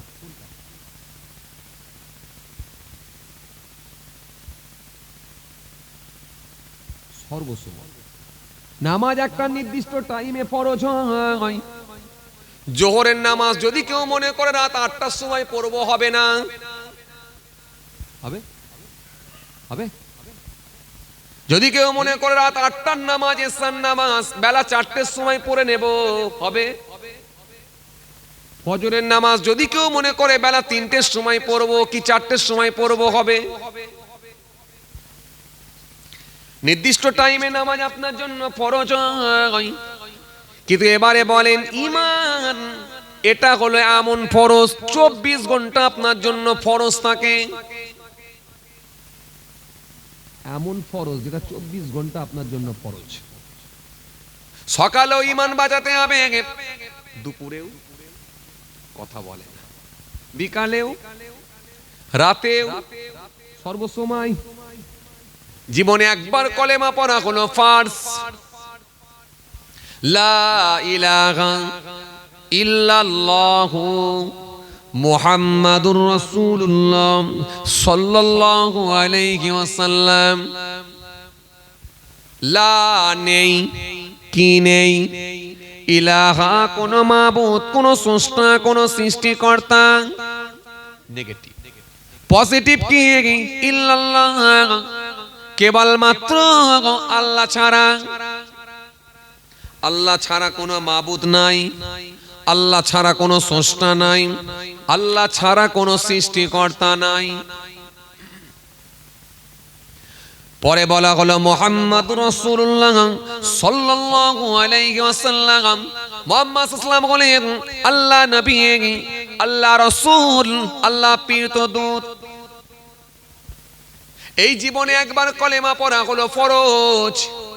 আর কালেমার অর্থের উপরে মৃত্যু পর্যন্ত বিশ্বাস স্থাপন করা, সেটা হলো ফার্জে দাইম। মানে আল্লাহ ছাড়া কোনো মাবুদ নেই। মুহাম্মদ সাল্লাল্লাহু আলাইহি ওয়াসাল্লাম হলেন আল্লাহ নবী, আল্লাহ রাসূল, আল্লাহর প্রেরিত দূত। এর উপরে বিশ্বাস থাকা কতদিন? মৃত্যু পর্যন্ত, ফার্জে দাইম। মিলে গেল? আমি বললাম এমন ফরজ যেটা সর্বসময় আপনাকে বিশ্বাস করতে হবে। সর্বসময়ের জন্য যেটা ফরজ, সেটা হলো, কথা বলে, সেটা হলো ঈমান। ঈমান। ঈমান। ওখানের আলোচনা কি ছিল? যালিকাল কিতাব লা রাইবা ফি হুদাল লিল মুত্তাকিন।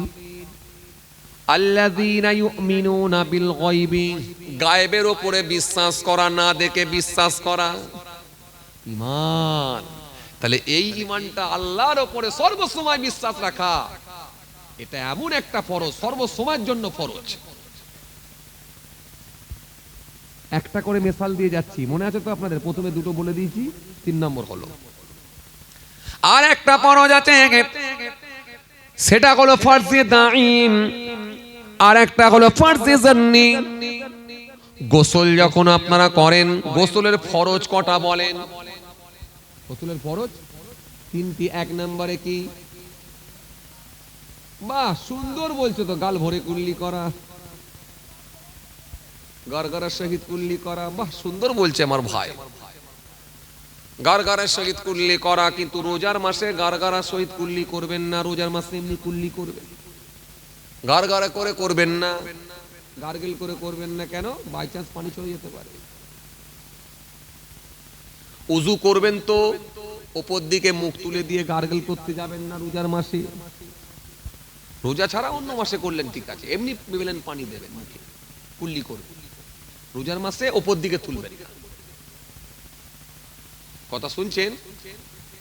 এত বাদাম খেলে হবে? সব তো পেটেই চলে যাবে যা দিচ্ছি আমি, মাথায় আর থাকবে?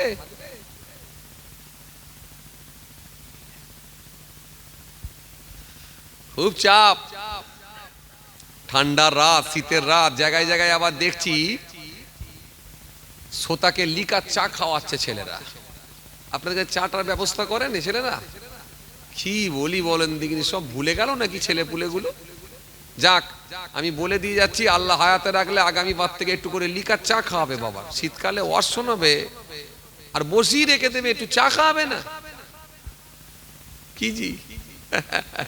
যাক, মাশাআল্লাহ, খুব ভালো লেগেছে, আলহামদুলিল্লাহ। এত রাতে এত মানুষ, রাস্তা পর্যন্ত লোক হয়ে গেছে, আল্লাহর শুকর। একটু তাকবীর দেন তো দেখি, নারায়ে তাকবীর। আওয়াজ ঠিক মতো হলো না, একটু জোরে দেন, নারায়ে তাকবীর। আহা, একটু মন খুলে দেন না, নারায়ে তাকবীর। বুঝতে পেরেছি, বুঝতে পেরেছি, এই ভাইটা একাই বুঝতে পারছে জোরে দেওয়া দরকার, বাকি সব বলছে লাভ তো কিছু নেই। লাভ না হলে আমরা নেই। চলেন, আমি তো লাভ দিয়ে দিয়ে আপনাদেরকে বুঝাচ্ছি যে কি লাভ আছে। আল্লাহু আকবার। আল্লাহ সব থেকে বড়, আল্লাহ সব থেকে বড়, আল্লাহ সব থেকে বড়, আল্লাহ মহান, আল্লাহ মহান, আল্লাহ মহান।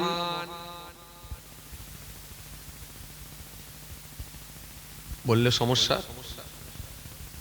আল্লাহু লা ইলাহা ইল্লাহু, আল্লাহ তিনি ছাড়া কোনো মাবুদ নাই। আল্লাহ হাইয়ুল কাইয়ুম, তিনি চিরস্থায়ী চিরজীবী ছিলেন, আছেন, থাকবেন। লা তাখুযুহু সিনাতুন ওয়ালা নাউম, যিনি তন্দ্রা ঘুম নাই, সব বিষয়ে যিনি অবগত। লা তাখুযুহু সিনাতুন ওয়ালা নাউম, যিনি তন্দ্রা নাই, ঘুম নাই। আল্লাহু লা ইলাহা ইল্লাহু, আল্লাহ তিনি ছাড়া কোনো মাবুদ নাই।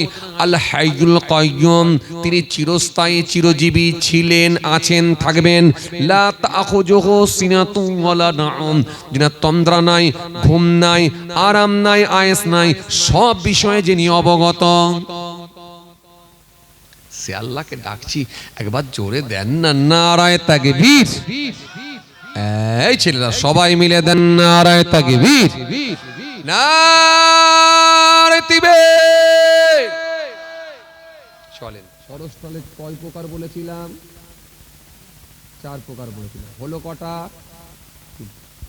আর একটা হলো ফরজে জান্নি, ওটা হলো ওই ফরজ যেটা গোসলের সময়, গোসলের ফরজ।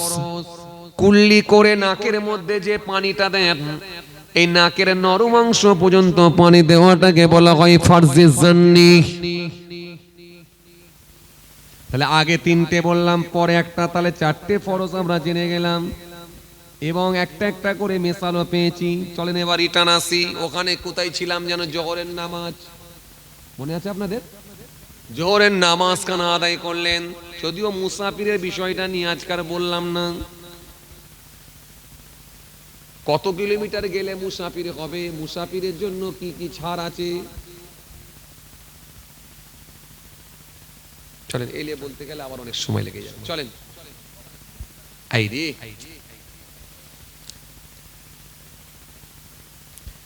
তাহলে তো আর ওইখানে আলোচনা করা যাবে না। আচ্ছা, কটা বাজে? ও আল্লাহ, 12:30 পার হয়ে চলে গেছে গো। এই না, নয়, ছেড়ে দি ভাই। ছেড়ে দিলে কি হয় বলছে? ছেড়ে দিলে কি হয় বলছে?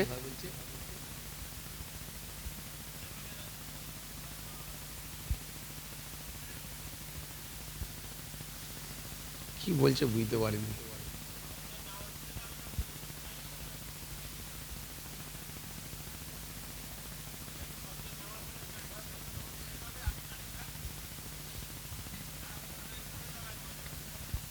অনেকদিন পরে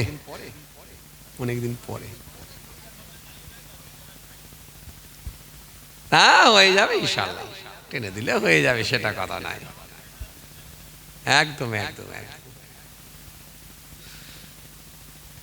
আর আপনি আমি দুজন হয়ে যাবনি তো?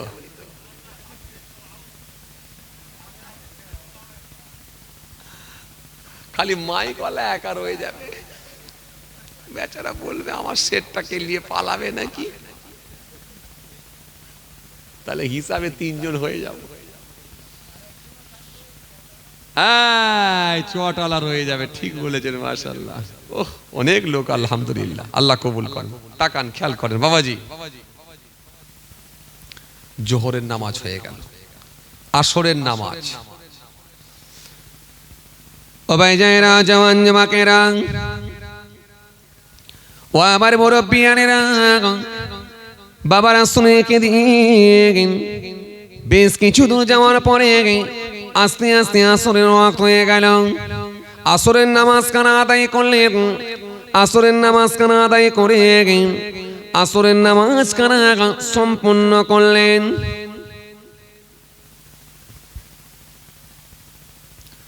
ও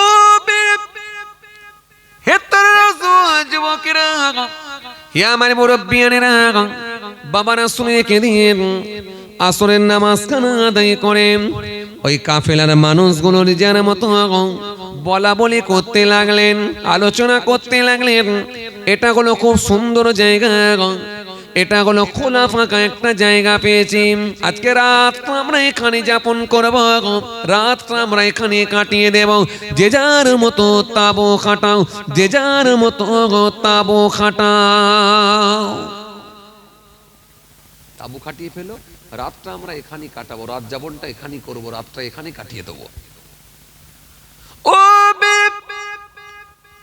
হে তোর যুবকেরা, হে আমার মুরব্বিয়ানেরা, বাবারা শুনে রেখে দিয়ে ওই আসরের নামাজ খানা আদায় করার পর ওই কাফেলার মানুষগুলো বসে বসে বসে যে যার মতো টুকটাক খাবার খেতে লাগলেন। ধার্মিক আল্লাহওয়ালা মানুষটি, ওই ইমানদার মানুষটি, ওই আল্লাহওয়ালা ব্যক্তিটির মনে পড়ে গেল সেই খাজুরের প্যাকেটটা আমার একমাত্র কন্যা আমাকে দিয়েছিলেন, ওটা আমার ব্যাগের মধ্যে লাগেজের মধ্যে আছে। এই সময়টা একটা ভালো টাইম পেয়েছি, অন্তত গোটা কতে খাজুরকে ক্ষুধার যন্ত্রণা নিবারণ করব। ধার্মিক আল্লাহওয়ালা মানুষটি থাকতে না পেরে ওই খাজুরের প্যাকেট কানা বের করলেন। খাজুরের প্যাকেট কানা বের করে খোলা ফাঁকা একটা জায়গায় গিয়ে বসে বসে বসে বসে খাজুর খেতে শুরু করলেন। খাজুর খাচ্ছেন, ওই খাজুরটাকে ছাড়াচ্ছেন, দানাগুলো এক জায়গায় জমা করছেন আর খাজুর খেতে লেগেছেন, খাজুর খাচ্ছেন। হঠাৎ করে দেখা যায় দানাগুলো যে জায়গায় রাখছিলেন, দানা একটা ছিটকে গিয়ে পাশে একটা কূপ ছিল, কুয়া ছিল, কুয়ার মধ্যে পড়ে গেল। যখনই কূপের মধ্যে পড়ে গেল, ধার্মিক লোকটি মনে মনে ভাবলেন তাহলে নিশ্চিত ভাবে পাশে একটা কূপ আছে, কুয়া আছে। অজানা অচেনা জায়গা, সামনে একটা কূপ, কুয়া। গজল, তুমি কোথা ছিলে? এ ভিতরে কত কি শুনতে পেয়েছি না, তুমি ভিতরে থাকবে তো, বাইরে থাকলে বুঝতে পারো। এসে বলছে হুজুরের গজল ফজল বলেন।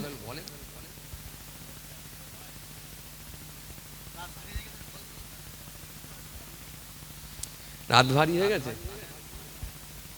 যে রাত ভারী হয়ে গেছে। রাত কত ভারী হয়েছে, কত কিলো হবে রাত যা ভারী হয়েছে। এই তো মাশাআল্লাহ ভারী তো ভালোই আছে, লোকজন বেড়েছে না কমেছে? যে রাত ভারী হয়ে গেছে, গজল টজল দেন হুজুর। আমি সাহেব চলে আসেন, দোয়া কর দিই, অনেক টাইম হয়ে গেছে। যাক, আল্লাহ নিয়ে এলে আবার আলোচনা হবে ইনশাল্লাহ, অনেক টাইম হয়ে গেছে।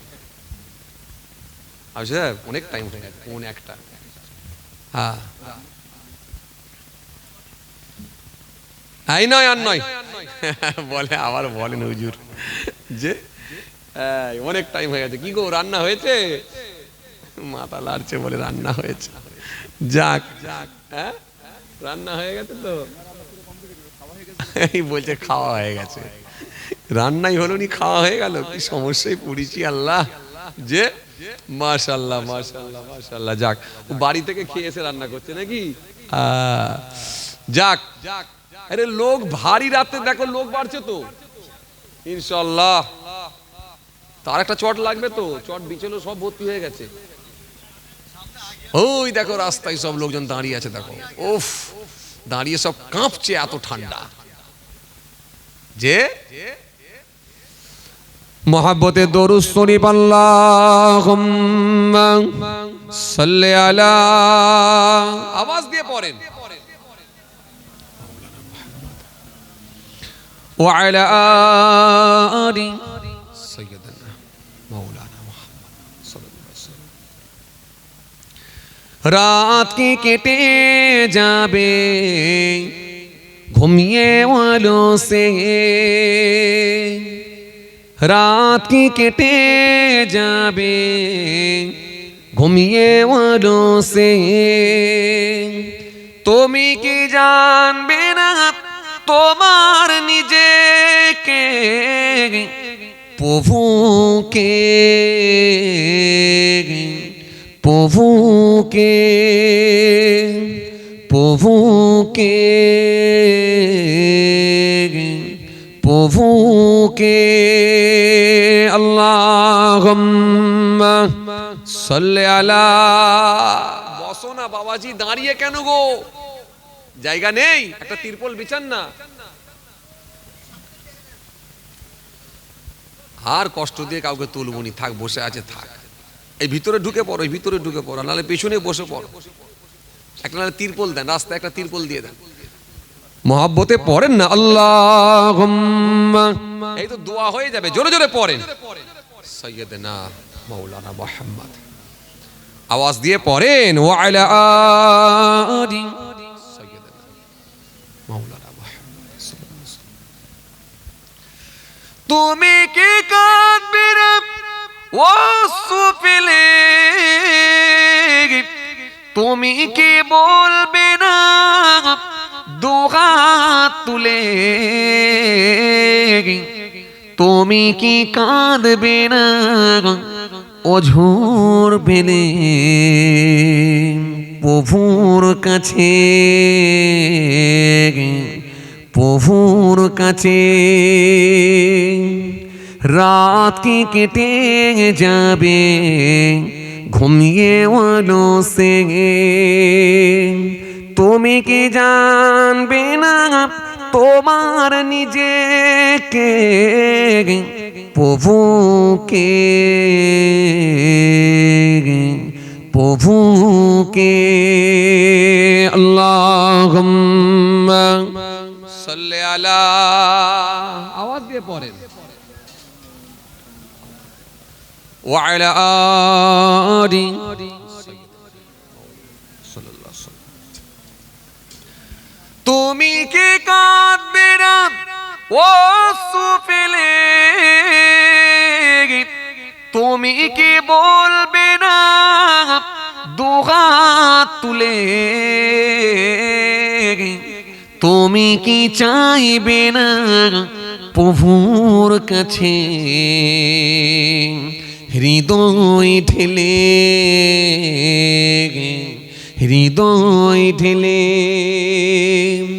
রাত কি কেটে যাবে ঘুমিয়ে অলসে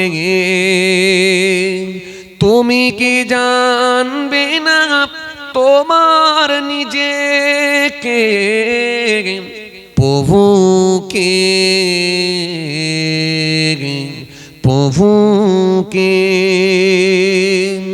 প্রভুকে প্রভুকে আল্লাহুম্মা সাল্লি আলা মাওলানা মুহাম্মদ। আওয়াজ দিয়ে পড়েন ও আলা আলি মাওলানা মুহাম্মদ। খাজুর মনে আছে আপনাদের? কূপের মধ্যে পড়ে গেল, মনে আছে? কূপ আপনাদের এখানে আছে? কুয়া নেই? টিউবওয়েল আছে? টিউবওয়েল আছে। এখন আবার সে টিউবওয়েল তো চলে গেছে, সব সাবমার্সিবল কল হয়ে গেছে।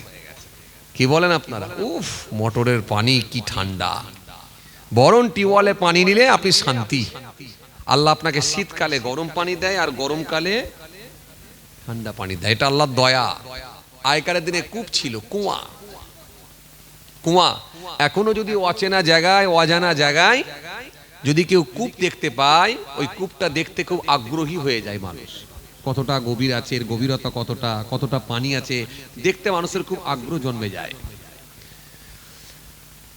ধার্মিক আল্লাহওয়ালা মানুষটি দেখলেন যখন কূপের মধ্যে খাজুরের দানা পড়েছে, তিনি মনে মনে ভাবলেন কূপটা কতটা গভীরতা আছে, কতটা পানি আছে একটু দেখি।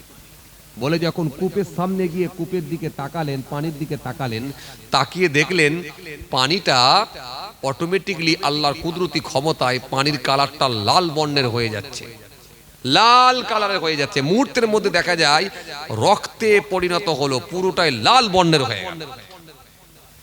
ধার্মিক লোকটি একটু চিন্তিত হয়ে পড়লেন, আল্লাহওয়ালা লোকটি একটু টেনশনের মধ্যে পড়লেন যে এরকম লাল কালারের হয়ে গেল কেন, কি ব্যাপার। মনে মনে ভাবলেন সময়টা ঠিক এরকম একটা টাইম, আসরের নামাজের পরে, মানে সূর্য অস্ত যাচ্ছে, সূর্য ডুবে যাচ্ছে, এরকম একটা টাইম।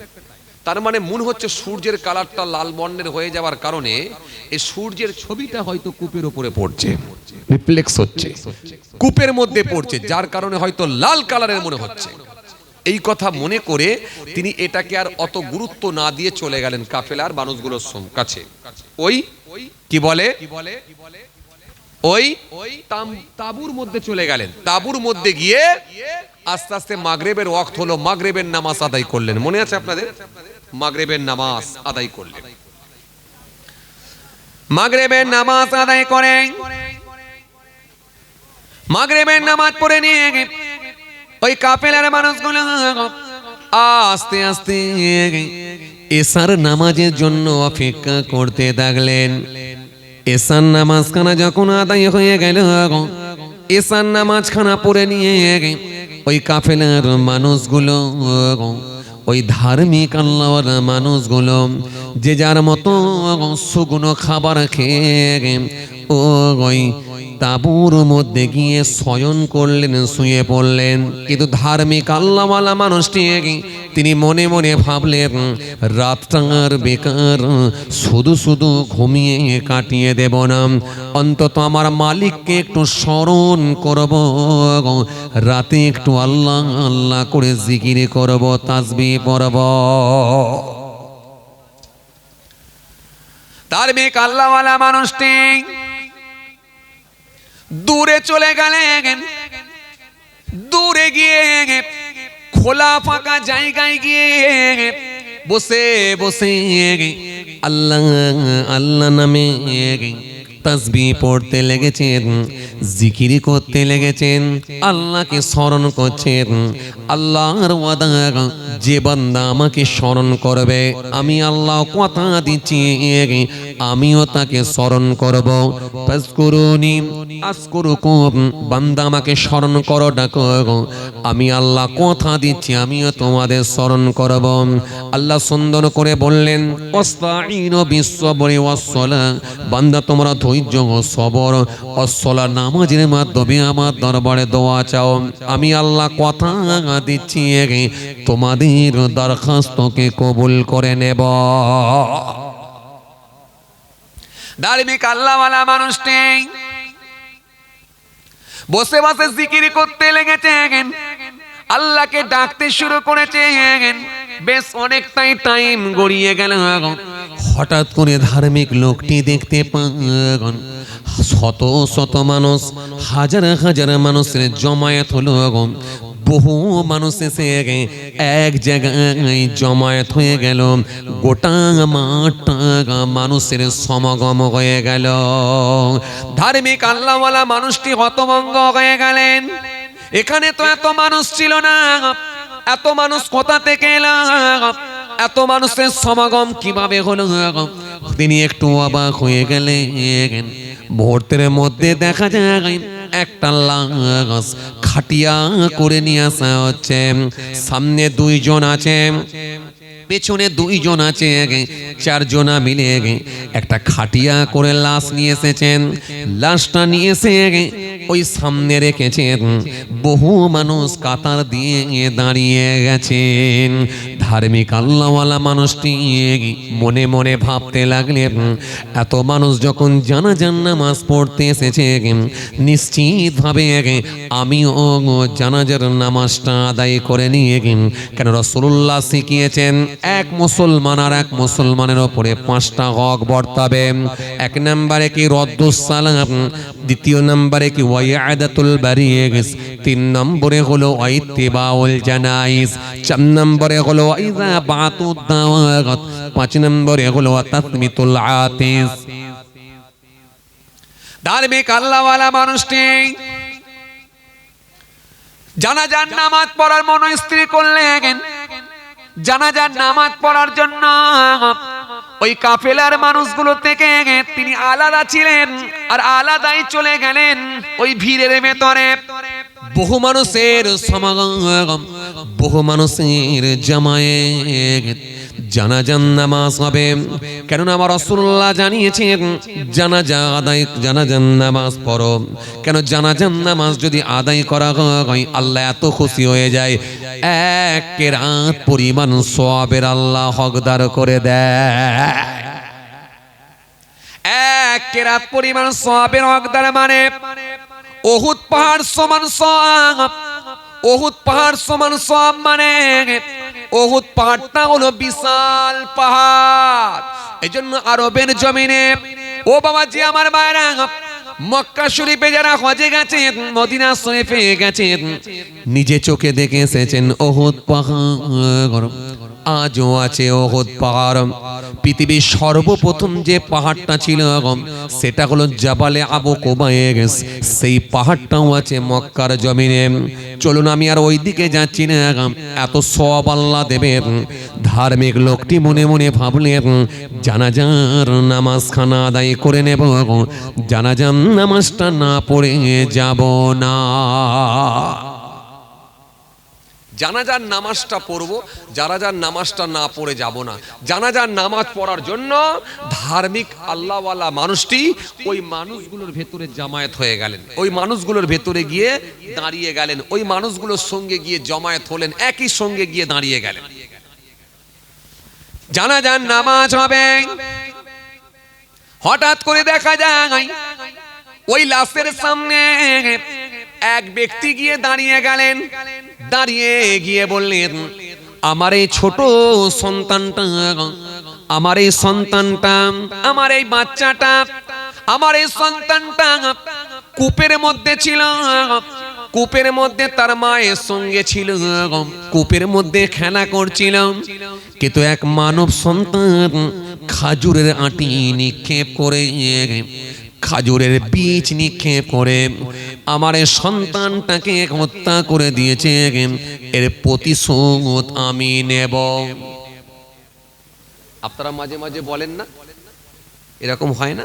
জানা যায় যখন খাটিয়া থাকে, খাটিয়ার সামনে কেউ একজন দাঁড়িয়ে বলে না, ওই পরিবারের কেউ, আমার আব্বা যান বা আমার দাদু যান বা আমার নানা যান, যদি কারো মনে দুঃখ ব্যথা কষ্ট দিয়ে থাকে আল্লাহ আস্তে মাফ করবেন, আর কোনো যদি ঋণ টিন করে থাকে আমাদেরকে বলবেন, আমরা পরিশোধ করে দেবো, বলে কি বলে না? তো এই মানুষটি, এই ব্যক্তিটি সামনে গিয়ে বলছে আমার এই বাচ্চাটাকে এক আদম সন্তান হত্যা করেছে খেজুরের আটি, খেজুরের বীজ নিক্ষেপ করে, আর এর প্রতিশোধ আমি নেব। যেই এই কথা বলেছে, ধার্মিক আল্লাহওয়ালা লোকটি ভয় পেয়ে গেলেন, থরথর করে কাঁপতে লেগে গেলেন। মনে মনে ভাবলেন তাহলে এই কথা কি আমাকে ইন্ডিকেট করা হচ্ছে? মনে মনে ভাবলেন বাচ্চা ছেলে কূপের মধ্যে থাকবে কেন? বাচ্চা ছেলে তো মাঠেতে খেলা করবে। আপনাদের এখানে বাচ্চারা কোথা, মাঠে খেলে না কূপে খেলে? কুয়ার ভেতরে থাকে না, বাচ্চা ছেলে মাঠের উপরে থাকে? মাঠে খেলা করে তো, না কুয়ায় থাকবে? কোথা থাকবে? মাঠে খেলা করবে, তো কূপের মধ্যে কেন থাকবে? মনে মনে ভাবলেন যা হয় হবে, এসেছি যখন জানাজাটা পড়ি, তারপরে দেখা যাবে কি হয়। জানাজার নামাজ পড়বেন বলে রেডি হয়ে গেছেন। মানুষগুলো সব একসঙ্গে দাঁড়িয়ে জানাজার নামাজ খানা আদায় করলেন। জানাজার নামাজ খানা আদায় হয়ে যাওয়ার পরে ওই মানুষগুলো সব জানাজার নামাজ পড়ে কোথায় গায়েব হয়ে গেলেন, অদৃশ্য হয়ে গেলেন। জানাজার নামাজ পড়ে যখন অদৃশ্য হয়ে গেলেন, গায়েব হয়ে গেলেন, কোথায় চলে গেলেন? খালি রয়ে গেল ওই খাটিয়ায় বাচ্চাটার লাশ। আর একজন আর রয়ে গেলেন, তিনি কে? যিনি বলেছিলেন আমার এই বাচ্চাটাকে কূপের মধ্যে খাজুরের আটি নিক্ষেপ করে হত্যা করা হয়েছে, তিনি দাঁড়িয়ে আছেন। আর একজন দাঁড়িয়ে আছেন, তিনি আর অন্য কেউ নয়, তিনি হলেন ওই ধার্মিক আল্লাহওয়ালা মানুষটি, যার খাজুরের আটি নিক্ষেপ হয়ে যাওয়ার কারণে ওই বাচ্চাটা কূপের মধ্যে মারা গিয়েছিল। ওই ধার্মিক মানুষটি দাঁড়িয়ে আছেন। তার মানে আছে কজন? তিনজন। জ্যান্ত ব্যক্তি কজন? দুজন, আর একটা হলো মৃত বাচ্চা, মোট তিনজন। এই তিনজন আছেন, কিন্তু ওই ধার্মিক আল্লাহওয়ালা মানুষটি দাঁড়িয়ে আছেন। হঠাৎ করে দেখা যায় যিনি বলেছিলেন আমার বাচ্চাটাকে হত্যা করা হয়েছে, তিনি একটু আগিয়ে গেলেন। আগিয়ে গিয়ে ধার্মিক মানুষটিকে বললেন, তুমি কি ধার্মিক? ও আদম সন্তান, ও মানব সন্তান, তুমি কি আমার বাচ্চাটাকে হত্যা করেছো খেজুরের আটি নিক্ষেপ করে? সত্যি করে বলো। আমার এই বাচ্চাকে যদি হত্যা করে থাকো, তাহলে এর প্রতিশোধ কিন্তু আমি নেব। খাজুরের আটি ছুঁড়ে যে হত্যা করেছো তুমি, সত্যি করে বলো। ধার্মিক আল্লাহওয়ালা লোকটি ভয় পেয়ে গেলেন। তিনি ভয়ে ভয়ে বলতে লাগলেন, শোনো, আমার হাত থেকে একটা খাজুরের আটি কূপের মধ্যে পড়ে গিয়েছিল ঠিকই, কিন্তু আমি তো আপনার বাচ্চাকে হত্যা করি না, আর আপনার বাচ্চা ওই কূপের মধ্যে ছিল, এটাও তো আমি জানতাম না। ওই ব্যক্তিটি সেই সময় বলেছিলেন, ও ধার্মিক, ও আদম সন্তান, শোনো, আমার বাচ্চা কূপের ভেতরে ছিল, তুমি জানতে পারবে না, কারণ আমি তো দুনিয়ার কোনো মানুষ না, আমি হলাম জিন। আর এই বাচ্চাটাও ছিল জিনের বাচ্চা। জিনের বাচ্চা কূপের মধ্যে থাকা স্বাভাবিক। জিনের বাচ্চা কূপের মধ্যে থাকা স্বাভাবিক। তুমি জেনে বুঝে কেন খেজুরের আটিটা কেন ফেলতে গেলে বলো? এর প্রতিশোধ আমি নেব। ধার্মিক আল্লাহওয়ালা ব্যক্তিটি সেই সময় বলেছিলেন, শোনান, আমি তো ইচ্ছাকৃতভাবে পেলি না, ভুলবশত পড়ে গেছে। যদি পড়ে যাওয়ার কারণে আপনার বাচ্চাটা যদি হত্যা হয়ে থাকে, আল্লাহর রাস্তায় আমাকে মাফ করুন, আল্লাহর রাস্তায় আমাকে ক্ষমা করুন। ওই জিনটি সেই সময় বলেছিলেন, শুনুন, ক্ষমা করার তো কোনো প্রশ্নই আসে না, এখনই আমি তোমাকে হত্যা করব, এখনই আমি তোমাকে হত্যা করে প্রতিশোধ নেব।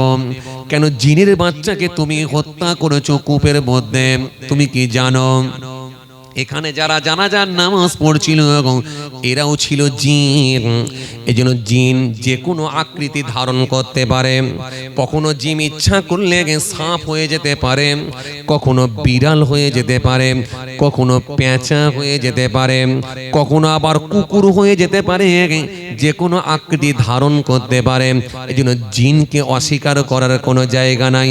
জিনকে যদি অস্বীকার করে সে ব্যক্তিটা কাফের হয়ে যাবে, কাফের। কেননা আমার আল্লাহ কোরআনের মধ্যে বলেছেন, মা খলাকতুল জিন্না ওয়াল ইনসা ইল্লা লিয়াবুদুন। মনুষ্য জাতি জিন জাতিকে বেকার বানাই না, কেবলমাত্র আমার উপাসনা, আমার আরাধনা করার জন্য বানিয়েছি। এজন্য সূরা আল্লাহ একটা দিয়েছেন, সেটা হলো সূরা জিন। এজন্য জিনকে অস্বীকার করা মানে কোরআনকে অস্বীকার করা, আর জিনকে অবিশ্বাস করা মানে কোরআনকে অবিশ্বাস করা। তার মানে সে কাফের হয়ে যাবে। আপনি যদি বলেন ভূত না গাই, এটা আপনার সঙ্গে আমিও মেনে নিতে পারি, কেন সেরকম কোরআন হাদিস থেকে কোনো তথ্য নাই। আপনি যদি বলেন পেতনি না গাই, এটা আপনার সঙ্গে আমিও মেনে নিতে পারি না গাই, কিন্তু জিন আছে অস্বীকার করার কোনো জায়গা নাই। কিন্তু বাট আমরা দেখতে পাই না বলে অনেকে বিশ্বাস করি না, কিন্তু জিন আছে অবিশ্বাস করার কোনো জায়গা নাই। এজন্য জিনের খাবারও আছে। জিনের খাবার কি আপনারা কোনোদিন দেখেছেন? খাবার দেখেছেন, জিনের খাবার দেখেননি। জিন কোনোদিন দেখেছেন? তাও দেখেননি। আপনাদের প্রত্যেকের কাছে একটা করে জিন আছে, তাকে কোনোদিন দেখেছেন? তাও দেখেননি। জিন কোন কারণে বাড়িতে আসে জানেন? জিন কয়েকটা কারণে বাড়িতে আসে, আপনারা জানেননি। আচ্ছা, রাতের বেলা কোনোদিন দেখেছেন গাড়ি যাচ্ছে, গাড়ির পিছনে দেখবেন কুকুরও ধাওয়া করে, কুকুরও দৌড়াচ্ছে। অনেক সময় দেখবেন মোটরসাইকেল নিয়ে যায়, মোটরসাইকেলের পিছনে ধাওয়া করে, মোটরসাইকেলের পিছনে দৌড়ায় কুকুর। অনেক সময় দেখবেন যখন আজান দেয় কুকুরও চিৎকার করে, কথা বলে না, কুকুর ঘেউ ঘেউ করে কি করে না। মসজিদে যখন আজান হয় কুকুরও চিৎকার দেয়, কথা ঠিক কি না? ওরা কি দেখে জানেন? জিনের খাবার জানেন না। কি বিপদে পড়েছি, এরা ভাবছে সব গল্প বলছে। গল্প নয় গো ভাই, জিজ্ঞেস করে দেখো, জেন ধরা রোগী মাঝে মাঝে কেউ না কেউ দেখেছে। জেন যাকে ধরে সেই বোঝে, গল্প নয়। জিন কয়েকটা খাবার পছন্দ করে, আপনার বাড়িতে আছে, বলে দিচ্ছি, ঘরে যে ভালো করে রেডি করে রেখে দেবেন। বলে দেবো?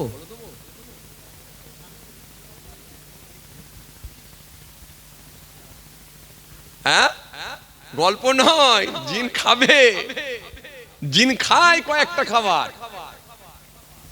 কি বিপদে পড়েছি আল্লাহ, এরা ভাবছে মনে হয় গল্প বলছে হুজুর। না, জিনের খাবার আছে।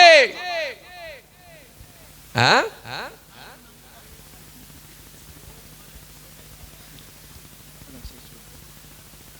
ও আল্লাহ, একটা পার হয়ে গেছে তো, থাক, আবার জিনলে অন্য সময় হবে। এখন থাক, অন্যদিনে হবে। এখন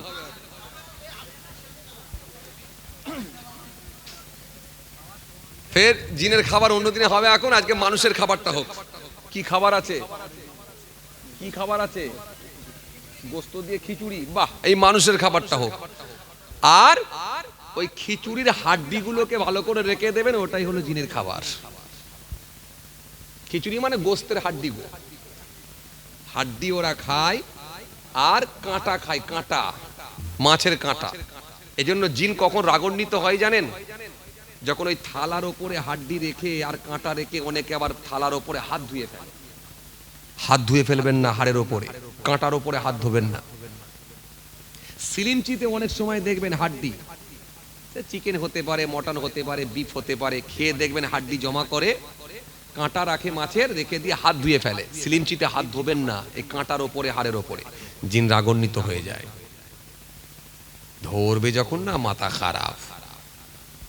দেখবেন অনেকে এই ছেড়ে দাও দেখে নিচ্ছি এরকম বলে না, উড়ি সর্বনাশ, 3 জন 4 জন মিলে রাখতে পারে না, এরকম ঘটনা ঘটে কি ঘটে না? তবে হ্যাঁ, জিনের ওপরে আল্লাহ মানুষের ক্ষমতা দিয়েছেন, যে জিন ধরা লোকটাকে 3টে 4টে লোক ধরে রাখতে পারে না, আবার ধার্মিক আল্লাহওয়ালা লোকের কাছে নিয়ে এলে আল্লাহওয়ালা মানুষ সেই সময় ফু দিয়ে কোরআনের আয়াত পড়ে দম করে ফু মারে, একবারে অল্প সময়ের মধ্যে নিস্তেজ হয়ে যায়, সেন্সলেস হয়ে যায়, বেহুশ হয়ে যায়, পুরো সুস্থ হয়ে স্বাভাবিক হয়ে যায়, আগের ঘটনা সব ভুলে যায়। কথা বুঝে আসছে? এই যে ধার্মিক আল্লাহওয়ালা লোক যারা হয়ে যায়, জিনের উপরে ক্ষমতা চলে, এমনকি ফেরেশতার ঊর্ধ্বে আল্লাহ সম্মান দিয়ে দেয় আল্লাহওয়ালা ব্যক্তিদের। চলেন, এই কুকুর কেন চিল্লায়, চিৎকার করে, আর গাড়ির পেছনে কেন দৌড়ায় কুকুর মাঝে মাঝে দেখবেন, এটা আবার অন্যদিনে হবে। এখন এই ঘটনা, এই কাহিনী জিন নিয়ে বলতে গেলে আবার একটু সময় লেগে যাবে। যাক, আর সময় তাই না, ফরজের হয়ে যাক। ওরে সর্বনাশ, এই ভাইয়ের জোশ বিরাট গো। বলে আরো বলেন হুজুর, ডেকোরেটরের লোক। ও আচ্ছা, বাহ, ডেকোরেটরও তাহলে ওয়াজ শুনে মাশাআল্লাহ, যাক ভালো লাগলো। আসেন, ছোট্ট করে দাঁড়িয়ে সালাম পাঠ করে দোয়া করে দিই। আর ওইখানে হত্যা হলো কি হলো না, তাই তো নাকি? ওটা আল্লাহ যদি ফের কোনোদিন বলা, ইনশাআল্লাহ আলোচনা হবে। ওই ব্যক্তিটাকে, ধার্মিক লোকটাকে হত্যা করলো কি করলো না, এটা ফের কোনোদিন ইনশাআল্লাহ হবে। এখন এই রে, আশপাশে কোথায় দাঁড়াতে,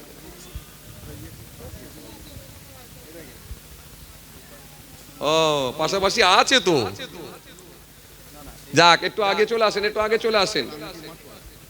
গাঙ্গাটি মাঠপাড়ায় জলসা আছে ফের। যাক, আগামী রবিবার, ও তার মানে তো হই এসেছে টাইম। যাক, হই তো গেল, চলে আসেন, একটু আগে চলে আসেন। কালকেও আপনাদের এই পাশে ছিলাম, কি আমতলা না কি বলে, আমটোনা। আগে চলে আসেন না, তাবারুক রেডি হয়ে গেছে তো? যাক মাশাআল্লাহ, কমিটি একটু শান্তি পেলো, নালে আগে আসার পরে দেখি লোকজন নেই, কমিটির মন খারাপ হয়ে গেল, তাই না? উনি সব না বলে চালান না। আসেন, একটু আগে চলে আসেন, উচ্চ আওয়াজে মহাব্বতের সঙ্গে সালাম পড়েন। ইয়া নবী সালাম, ইয়া রাসূল সালাম, ইয়া হাবিব সালামুন আলাইকা, সালাওয়াতুল্লাহ আলাইকা। এত মানুষ একটু মন খুলে পড়তে পারছেন না নবীর উপরে? ভালোবাসার সঙ্গে একটু আন্তরিকতার সঙ্গে পড়েন। ইয়া নবী সালাম, ইয়া রাসূল সালামুন আলাইকা, ইয়া হাবিব সালামুন আলাইকা, সালাওয়াতুল্লাহ আলাইকা।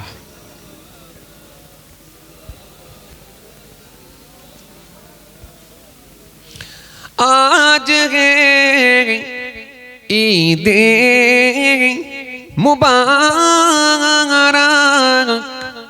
आज है रोज़े मुसर्रत, आज है वक़्त बिलादत, आज है मिलाद आदे हाज़रात, या नबी सलाम, या रसूल सलाम, या हबीब सलामुन अलैका, सलावतुल्लाह अलैका। या नबी सलाम लो आमार, या रसूल सलाम लो आमादेर,